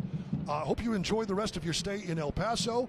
And we look forward to seeing Copa Tejas around Major League Soccer, around Texas, wherever we're playing professional games. And just as we talked about on the podcast, Danielle and I, are so appreciative of how El Paso always sort of embraces us and cares for the Cup. We very much appreciate it. Well, we appreciate you bringing us. What a wonderful idea you guys have had. Thank you so much. Thank you. Danielle Goronsky. I'm always worried I'm mispronouncing your last name. You're doing great. Thank you. You got it. Steve, your name's a little easier. Steve Arders. Great seeing you, bud. Likewise. Thank you very much for both of your time, and you can go catch the Cup. You're on one of the mezzanines, right, taking pictures?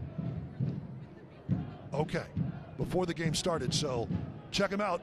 Might find them at B-17s afterward, too. As we continue here, we'll welcome Joe Rodriguez back in. Locomotive here in the 65th minute. Back on level terms. Beto Avila with an absolute sparkler. Okay, Dr. Rodriguez, what's your prescription for the next 25 minutes or so? Just continue. Status quo, I guess. Status quo. I think El Paso Locomotive are looking. They're looking.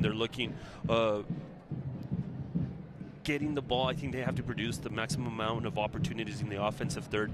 Finish a little bit more of these plays. That's been the one thing. It has taken some spectacular goals to get us here. Set piece goal from Rubio Rubin, and an incredible shot from Avila. Here's a cross. Handled easily by Batruni from Ricky Ruiz. It's going to be interesting to see, Duke, here. We're approaching the window where substitutions are going to happen. It's going to be interesting to see what Junior Gonzalez decides, settles on to close out this match and hopefully get the win. Locomotive turns him over. Turn and burn there for Gabi Torres. It did catch a foot. Another corner kick for El Paso.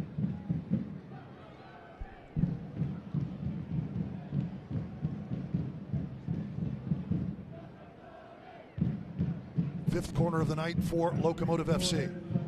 They'll play it short.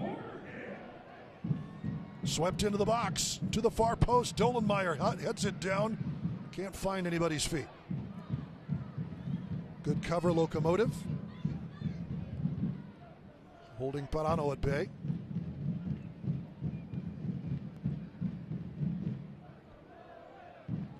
Robert Coronado.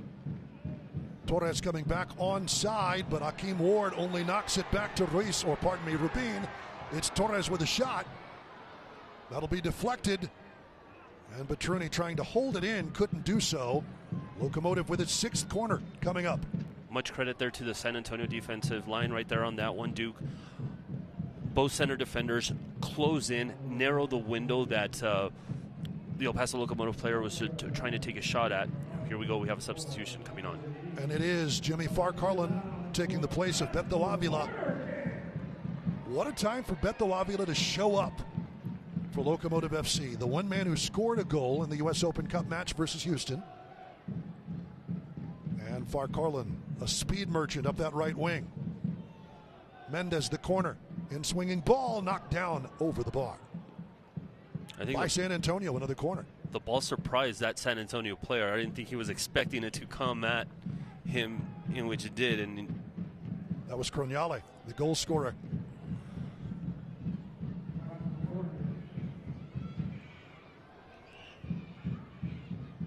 Coronado. Lifting that one back for Quesada. Little give and go. Low burning cross. Out it comes, and what an effort, Petruni denying Gabriel Torres at the near post. I haven't seen much action this week what in other USL games, Duke, but I think we might have just witnessed a save of the week candidate right there. Beautiful cross. Look at how much distance he covered. Goodness. Petruni will let that one fall over the byline. Goal kick coming. Joey Petruni, San Antonio, Texas, take a bow. He shifted lightning quick to his right side to get that save. Noah Dolenmeyer down after that. You can see him trying to lunge for the ball, and a little nod to Locomotive's head trainer, Cody Simmons. Which is unfortunate. Dolenmeyer went down in that Open Cup match in Laredo. A couple of substitutions coming for San Antonio FC. Onto the pitch, Thiago Suarez, along with Kurt Kalov.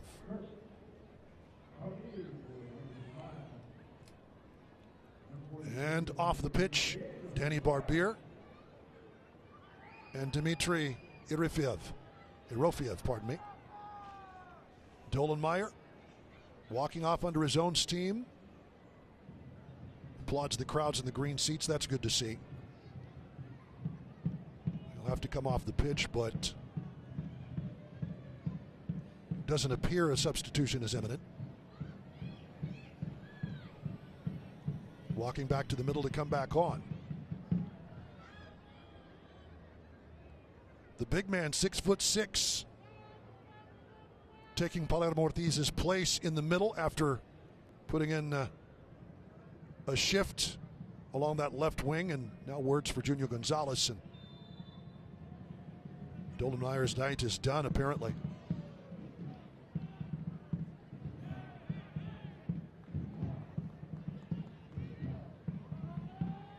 Great 70 minutes of action for Noah Dolenmeyer.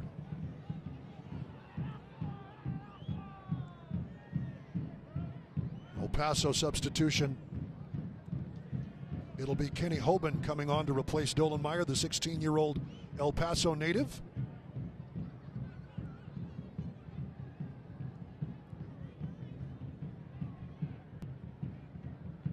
Wow.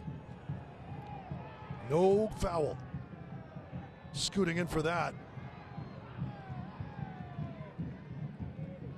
Correct decision right there by Romero. I'm surprised he didn't come out. Obviously, he read that a whole lot better than what I thought of up here in our vantage point. Up the pitch, Quesada thought he had a foul. He'll get a second opportunity here if he can control it.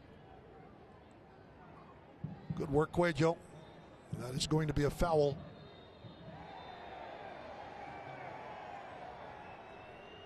Linesman over there quickly called the foul, and on Quesada. The play continued to keep going, leading to the scuffle that we are having. Cuello and Quesada down on the pitch. Everybody over. Tempers seem to be calm enough. But Quesada getting a good talking to from our referee, Rodrigo Albuquerque. And here is the sub, Kenny Hoban on for Dolenmeyer as Locomotive played that stretch without the big man with 10 on the pitch.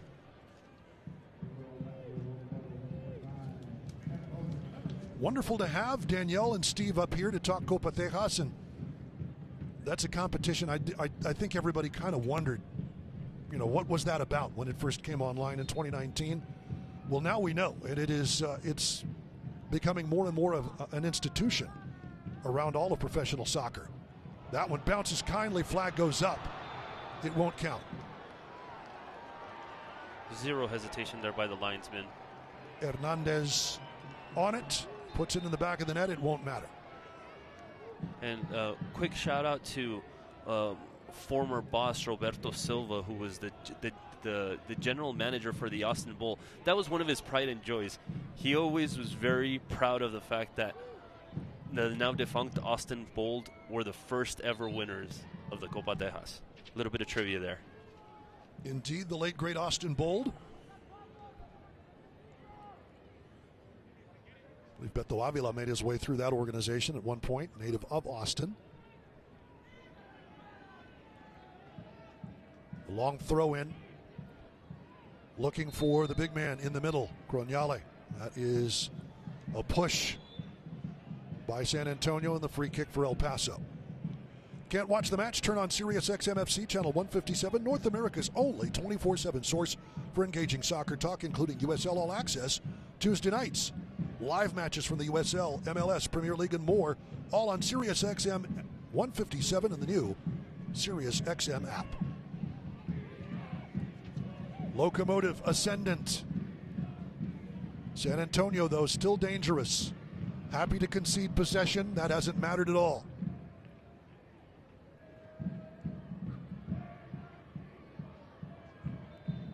Flag goes up on Farcarlin.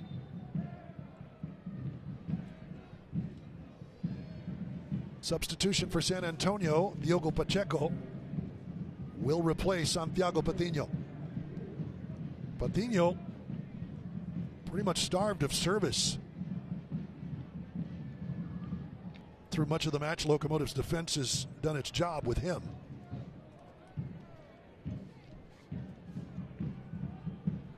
Kenny Hoban in coverage here. Doesn't connect on that pass. Here's Parano. Parano, high cross, headed clear Ruiz. Getting the bounce, it's Farcarlin, and that's going to be a touch. Is that a handball? Has to be.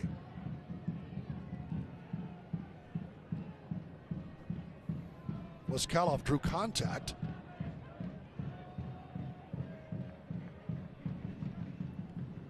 But in a very interesting spot for a free kick here. Yeah, it seems that San Antonio, Duke, has had a real knack for being able to draw contact in just outside the goal box to create these direct kicks that, you know, frankly provide legitimate threat. Kalov standing over it. This has to be the, what, fourth, fifth direct kick? From very close to the 18-yard box, yeah. You're right. Kalov, the Houstonian, fan favorite of the San Antonio organization. No lapses of concentration here for El Paso. They need to be very steadfast defensively. Might he try for goal? He's close enough. He does. And he scores. Goodness gracious, no. what Optical a kick. illusion. Optical illusion, it is wide of the net. Goodness. Our positioning here behind home plate, as it were. Now out of the back. Oh, that's a nice touch by Farcarlin, just couldn't control. So just wide. Kalov deciding to go for goal.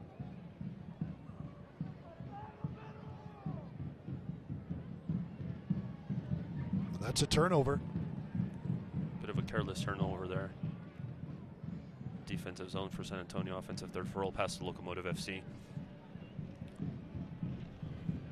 Hoban and Alfaro. Ruiz trying to connect with Torres, couldn't get it to go. eFootball is here. Live your dream and rep your team. Play as your favorite USL Championship club. eFootball, free to play. Download now.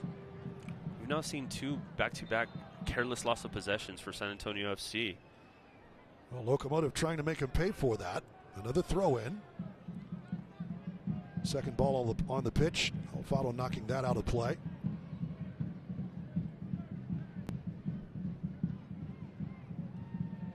Solid ball in from Mendes.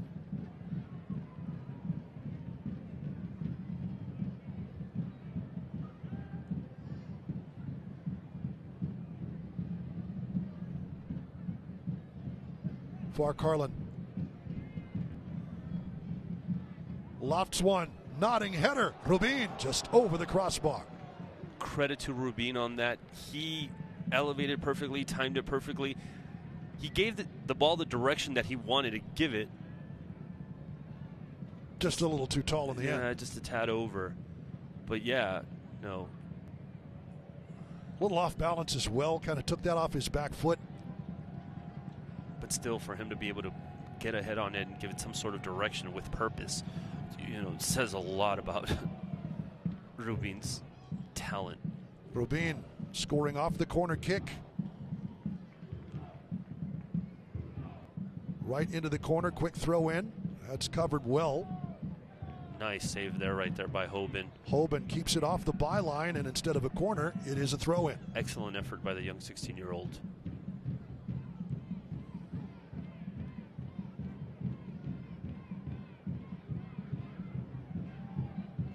This will be Mikey Maldonado.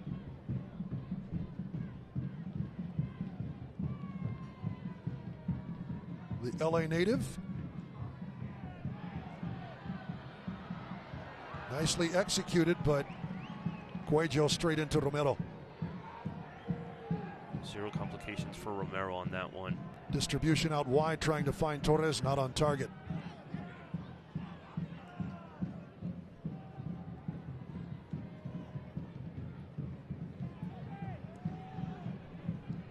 Parano running at the back line, draws the contact, and another direct kick coming. And Kenny Hoban's got to be careful there.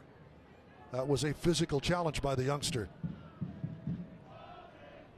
Coronado on that one, I believe. Parano a little upset, but another direct kick coming. Well, he can be upset. I'm not much in that. I don't think there was any malintent to it. Just an aggressive play. It was a foul, and it was called.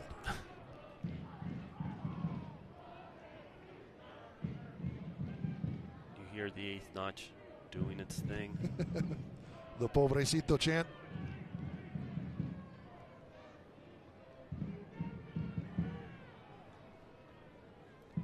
Maldonado and Hernandez standing over the ball. Again, right foot or left foot.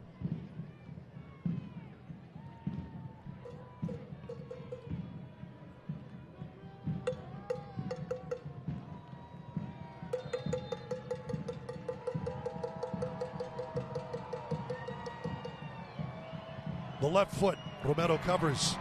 Hernandez. Romero tries for some distribution. Decides to take his time to Hoban and to Coronado. Fans trying to get them into the game. Gabi Torres. Nice little nutmeg. Here's Calvillo to Rubin. The shot up and over. Solid effort by Mendes. Locomotive has not been able to get their playmaking midfielder a free kick anywhere near the 18-yard box of San Antonio. Yeah, no, definitely. And it plays like that sequence that we just saw right now, Duke. It's okay if obviously the ball doesn't go into the back of the net, but the intent's there. You just got to keep finishing plays off like that with at least a shot on goal. Give yourself chances, possibly a block save that rebounds onto the foot of a Locomotive forward or something like that. You just kind of have to make things happen.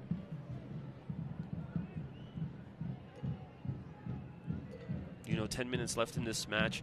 Obviously, kind of San Antonio is doing what it needs to do, just to kind of quell things and turn it into kind of a bit of a mundane match. possibly get a surprise goal. If not, I'm sure they'd be happy with the draw. Good cover in the switch. You know, after all, the pressure is on El Paso being the home team to try and get the result here. True enough. Throw in for Locomotive.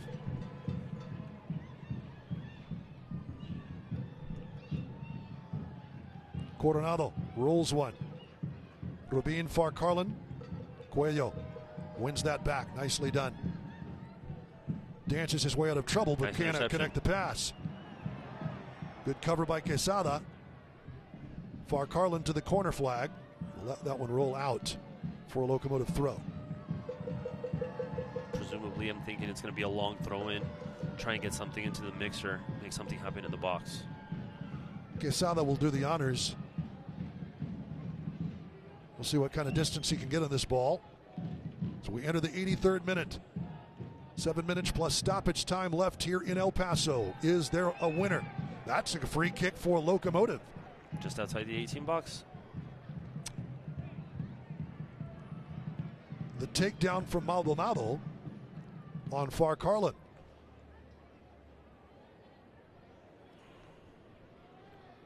You see Farcarlin's teammates, the rest of the Locomotives there, kind of helping him up with a bit of a hurry. Sure. Time definitely not on their side. Let's get this moving. Calvillo and Mendez back to take this free kick. Alex Mendez has done some spectacular things with the ball. Kind of a hard angle to solve. They're on the right side of the area. It's going to be interesting to see if they play something off or just go directly at a cross here. Mendez, the 25-year-old from Los Angeles, came to Locomotive from Tampa Bay Rowdies. Mendez will go for goal. The worm burner. Here's Calvillo. Knocked back into the box and lifted out by San Antonio. That's a slow roller. Romero has to come off his line to intercept. That will come for Torres. No clearance. Torres to the byline. Gets a beautiful cross. Rubin trying to turn. Gives off instead. The sidestep. The shot. But Trudy again. Still not done. Another fantastic save by Betruni here in the second half. Mendez cannot believe his luck, but luck had nothing to do with it. That was it's all Joey Betruni. Absolutely, Duke. Ruiz, the switch. Quesada trying to get wide by it. It's out for a San Antonio throw. Did not see a signal from the assistant referee. Out that'll come. Pacheco lays it off. Cuello looking for Pacheco. It will settle nicely. Kalov. In it goes to the box. Good cover. Alfaro at the back, preventing disaster with Parado bearing down. What a save. What a defensive effort by Alfaro on that sequence. Corner kick coming up for San Antonio FC. For San Antonio, it's their fifth. First since the first half, where they won a bunch in succession.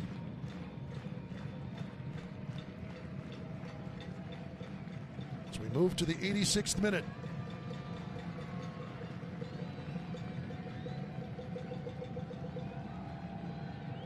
Hernandez. Parado short.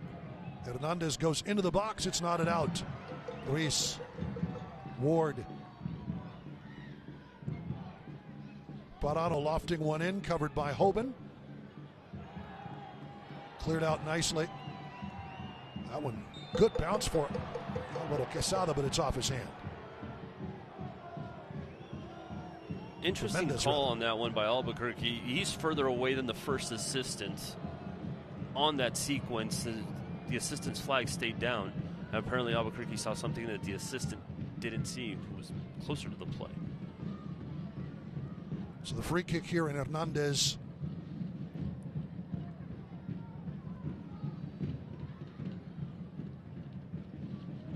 Waiting for everybody to get set to deliver this one in. Abraham Romero.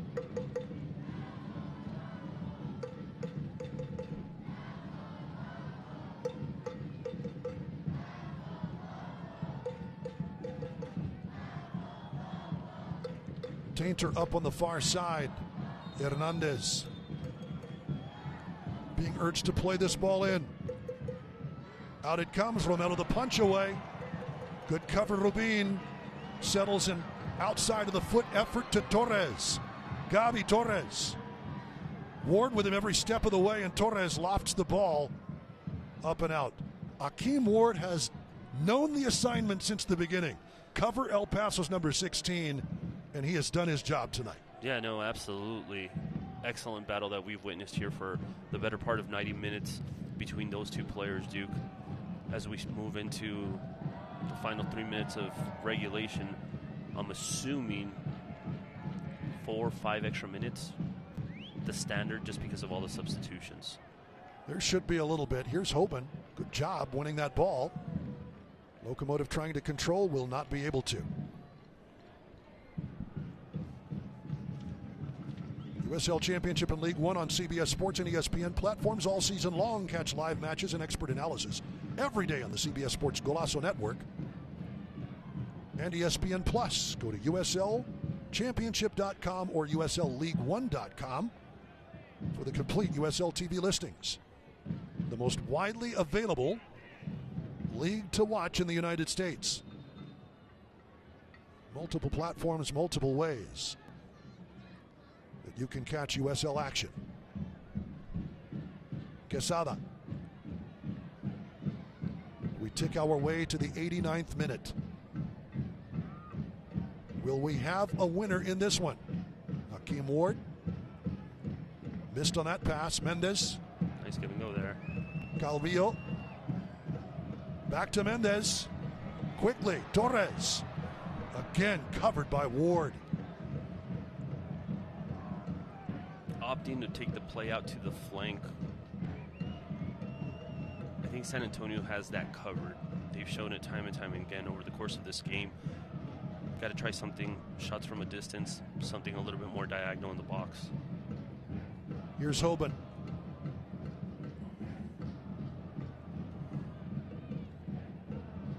Nice move by Farcallan there.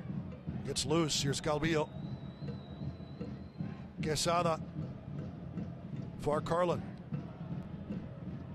Little step over. Mitch Tainter has to give off, and Farcallan tries one from distance. Well, they tried one from distance, from just outside the 18. Into the 90th minute we go.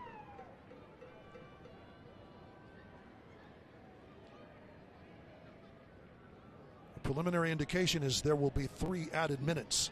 The turnover. Mendez gets a foot to it. The shot. It is another worm burner. Batruni does his job on Robert Coronado. Potent shot there by Coronado. Well, Locomotive has certainly had the better shots here in this second half. Joey Batruni helping San Antonio to stay level. Might just give himself an argument for player of the match, dude. Absolutely. That's one back, though. Here's Parado, and it's off of Romero and in. San Antonio late game heroics may have just won the match for the visitors. 3 minutes of stoppage time, Duke. Posted by the 4th official on a quick sequence, a takeaway, and 0 hesitation on that shot on goal. Just trickles in. Christian Parado. Welcome back to San Antonio, indeed. I was about to say, yeah. Well-known player for them. Parado in the 90th minute gives the visitors a 3-2 lead. An incredible effort. Parado has been a starter in this match, has done a lot of running, but not out of gas in the least to get that one on. And here comes Diego Avitia to take the place of Alvaro Quesada. So last-ditch effort by Junior Gonzalez to get something for this one. will probably go past 93. Yeah. With the stoppage for the goal. 94, 95 minutes. Crazier things have happened, Duke. Romero into the box. Well, you heard Steve Arders and Daniel Goronski. Crazy things do happen in this match. Absolutely. Can Locomotive find a leveler? Calvillo out of the back. Tainter keeps that one away from the dangerous head of Rubio Rubin. Pacheco. One back by Coronado. All gas, no brakes here for Locomotive. Calvillo rolls one, looking for Abitia, can't make the connection.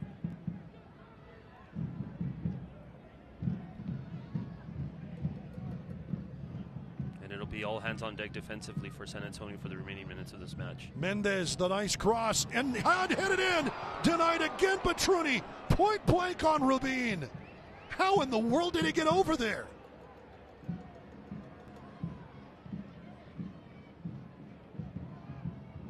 Well, you can talk about Parano with a late match winner as being man of the match, but Joey Petruni.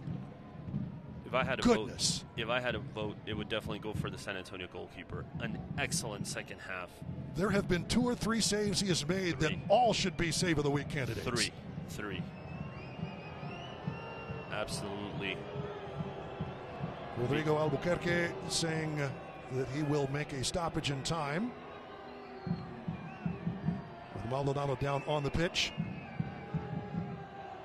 Joey Petruni has kept his team in it and allowed them the opportunity to win it.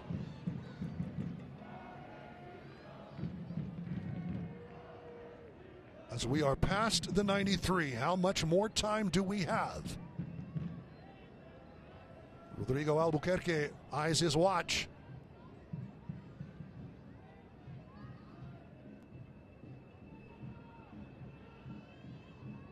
That is a slow rolling ball. Romero has to come back and play it, which he does. Ruiz, Torres. Gabi Torres, nicely done. Gavitia dispossessed. Great work at the back here by Thiago Suarez, and a foul and a card for Robert Coronado, who knew exactly what he was doing. Yeah. Evidently, or obviously, excuse me, San Antonio in no hurry to get this ball back in play. Sure.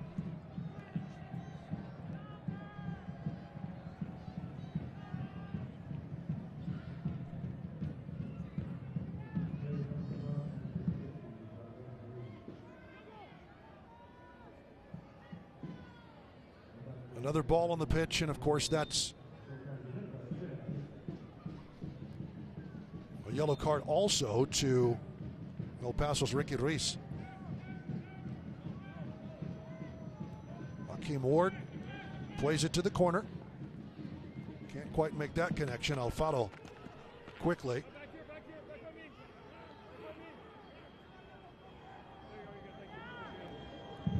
We're already going 2 minutes past the original 3 of stoppage time. Good cover by SAFC. Good step in by Hoban. Last ditch effort, the pass is off target. Ward. That's going to travel over the byline. And that is going to do it. San Antonio FC with a 3-2 win, giving El Paso its first USL Championship loss of the season. Round 1 of Copa Tejas goes to the visitors, who are now 42 wins when they lead at half. Yeah, absolutely. We talked about those statistics. Something that unfortunately for El Paso Locomotive could not break here tonight in a match that saw San Antonio do what it needed to do. It had a little bit of everything, a little bit of luck with that opening goal, an outstanding performance by the goalkeeper for San Antonio, which was the difference maker here tonight. Joey Petruni, yeah, I'm voting for him as man of the match, that's for sure. As the visitors take this one by the score of 3-2. An entertaining match, though, in El Paso, the first league loss for Locomotive FC. We'll be back to wrap things up after this as we continue from downtown El Paso. Get ready for raw speed and nonstop action at Paso Speedway Park, April 25th with the season premiere of the Sunset Grill 360 non-wing sprint cars. Feel the power as they throw it sideways and chase the wind. Joining them for a full night of wheel-to-wheel racing, Sunset Grill 360 non-wing sprint cars, SH Automotive Pure Stocks, Hulsey Racing INEX Legends, Extreme Landscaping Stock Cars, and the Mendoza law firm A-Mods. Don't miss it. Get your tickets now at PasoSpeedwayPark.com. Let's face it, when you have a plumbing problem, it's never a good time. But Sharp Plumbing can ease that pain with fast, friendly service. Sharp prides itself on getting the job done right. We've been fixing plumbing problems in the borderland for 30 years. Sharp is certified in tankless water heater installation and service. If you've been thinking about converting from a traditional water tank to a tankless water heater, give Sharp a call today. 915-892-5790. Sharp Plumbing. Hi, my name is Dr. Carlos Omar Viesca. I am with Border Pain Institute, and today I would like to introduce you to radio frequency ablation, a procedure that can help with your neck, mid-back, lower back, and joint pain, including shoulder, knee, and hip. If you're experiencing any of these ailments, please come see us at Border Pain Institute. Our number, 915-857-4130.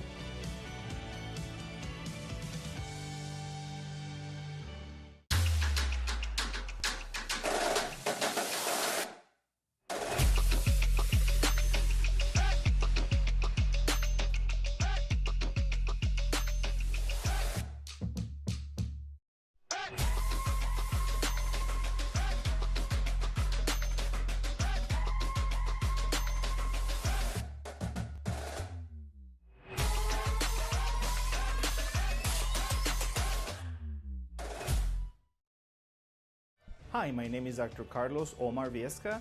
I am with Border Pain Institute, and today I would like to introduce you to radio frequency ablation, a procedure that can help with your neck, mid-back, lower back, and joint pain, including shoulder, knee, and hip.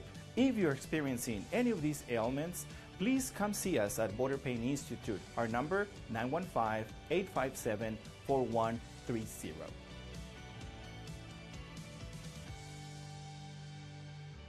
Get ready for raw speed and nonstop action at Paso Speedway Park, April 25th with the season premiere of the Sunset Grill 360 non-wing sprint cars. Feel the power as they throw it sideways and chase the wind. Joining them for a full night of wheel-to-wheel racing, Sunset Grill 360 non-wing sprint cars, SH Automotive Pure Stocks, Hulsey Racing INEX Legends, Extreme Landscaping Stock Cars, and the Mendoza law firm A-Mods. Don't miss it. Get your tickets now at PasoSpeedwayPark.com.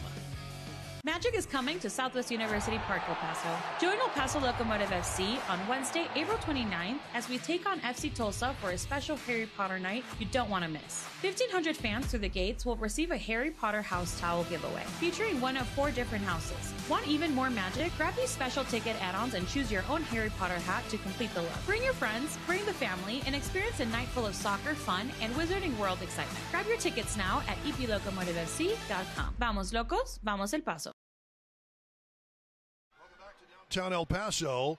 On the first match of Copa Tejas, it goes to the defending Copa Tejas holders, San Antonio FC. 3-2 as Locomotive gamely fought their way back to a 2-2 draw, but could not hold on in the end. Duke Keith along with Joe Rodriguez. And Joe, you called both the Locomotive goals as they happened, but I think that San Antonio's effort and certainly Joey Petruni in net, a real difference tonight as we take a look at some of the stats this evening. 19 shots for Locomotive, 7 on target. That is 2 more than San Antonio's 5 on target, and 13 shots overall. Joey Petruni, the difference maker and certainly man of the match. Yeah, absolutely. I think we're going to be seeing his name. I think we're going to be seeing the images of the 3 critical saves that he had here tonight at Southwest University Park on social media for the USL Championship later on this week because they were that important here tonight. Locomotive generating 13 shots inside the 18-yard box to just 6 for San Antonio. Shots outside of the box, San Antonio 7-6 there. But generally speaking, Locomotive with 64% of the ball to 36% for San Antonio. Pretty good dual success rate, very evenly matched game. Locomotive dominating in terms of shots, but could not make those conversions. To you, other than the keeper, was there a difference maker? in terms of the look of the stats that you had? No, what the stat lines indicate is what we saw here tonight. I think it was just very simply put. I think El Paso did what it had to do. They were the ones that felt the pressure being the home team to get the result here tonight, and I think they lived up to it. I think they maximized their opportunities on the offensive third. Could have finished off a little bit more plays, but at the end of the day, the chances were there. In second half, particularly, if it wasn't for Betrini's 3 saves, we might be talking about a different result here tonight. Right. Parano, though, with the 90th minute goal, that's the one that wins it for the visitors in San Antonio. And back to the Alamo City for part 2 of Copa Tejas, but right now, looking pretty good for SAFC to hold on to the trophy. Locomotive is going to have to find some answers, which they have done at Toyota Field before. San Antonio gets the better of Locomotive usually when they play here, and Locomotive is going to have to wait at least 6 years to finally get a win in that series after winning their last game against San Antonio some 5 seasons ago. And that match will be in the month of August on a Saturday, August 15th at Toyota Field. Oh, San Antonio in August. That should be about 90 degrees with 90% humidity. Yeah, it'll be interesting to see what Junior Gonzalez has to say here in the post-match press conference here that we're heading to here in a few minutes. I don't see him being too upset with tonight's performance for the Locomotive. I think they were valiant in their effort. Just came up short. It's a rivalry game. Sometimes somebody has to win, somebody has to lose if it's not a draw, obviously. Well, our thanks to our entire crew tonight, our producer Parker Landreth, our director Justin Hodge, and for Joe Rodriguez, I'm Duke Keith. Again, your final score, San Antonio FC gets the better of Locomotive here in El Paso, 3-2 from downtown El Paso, Texas. We'll see you in a couple of weeks. Until then, I'm Duke Keith. So long, everybody.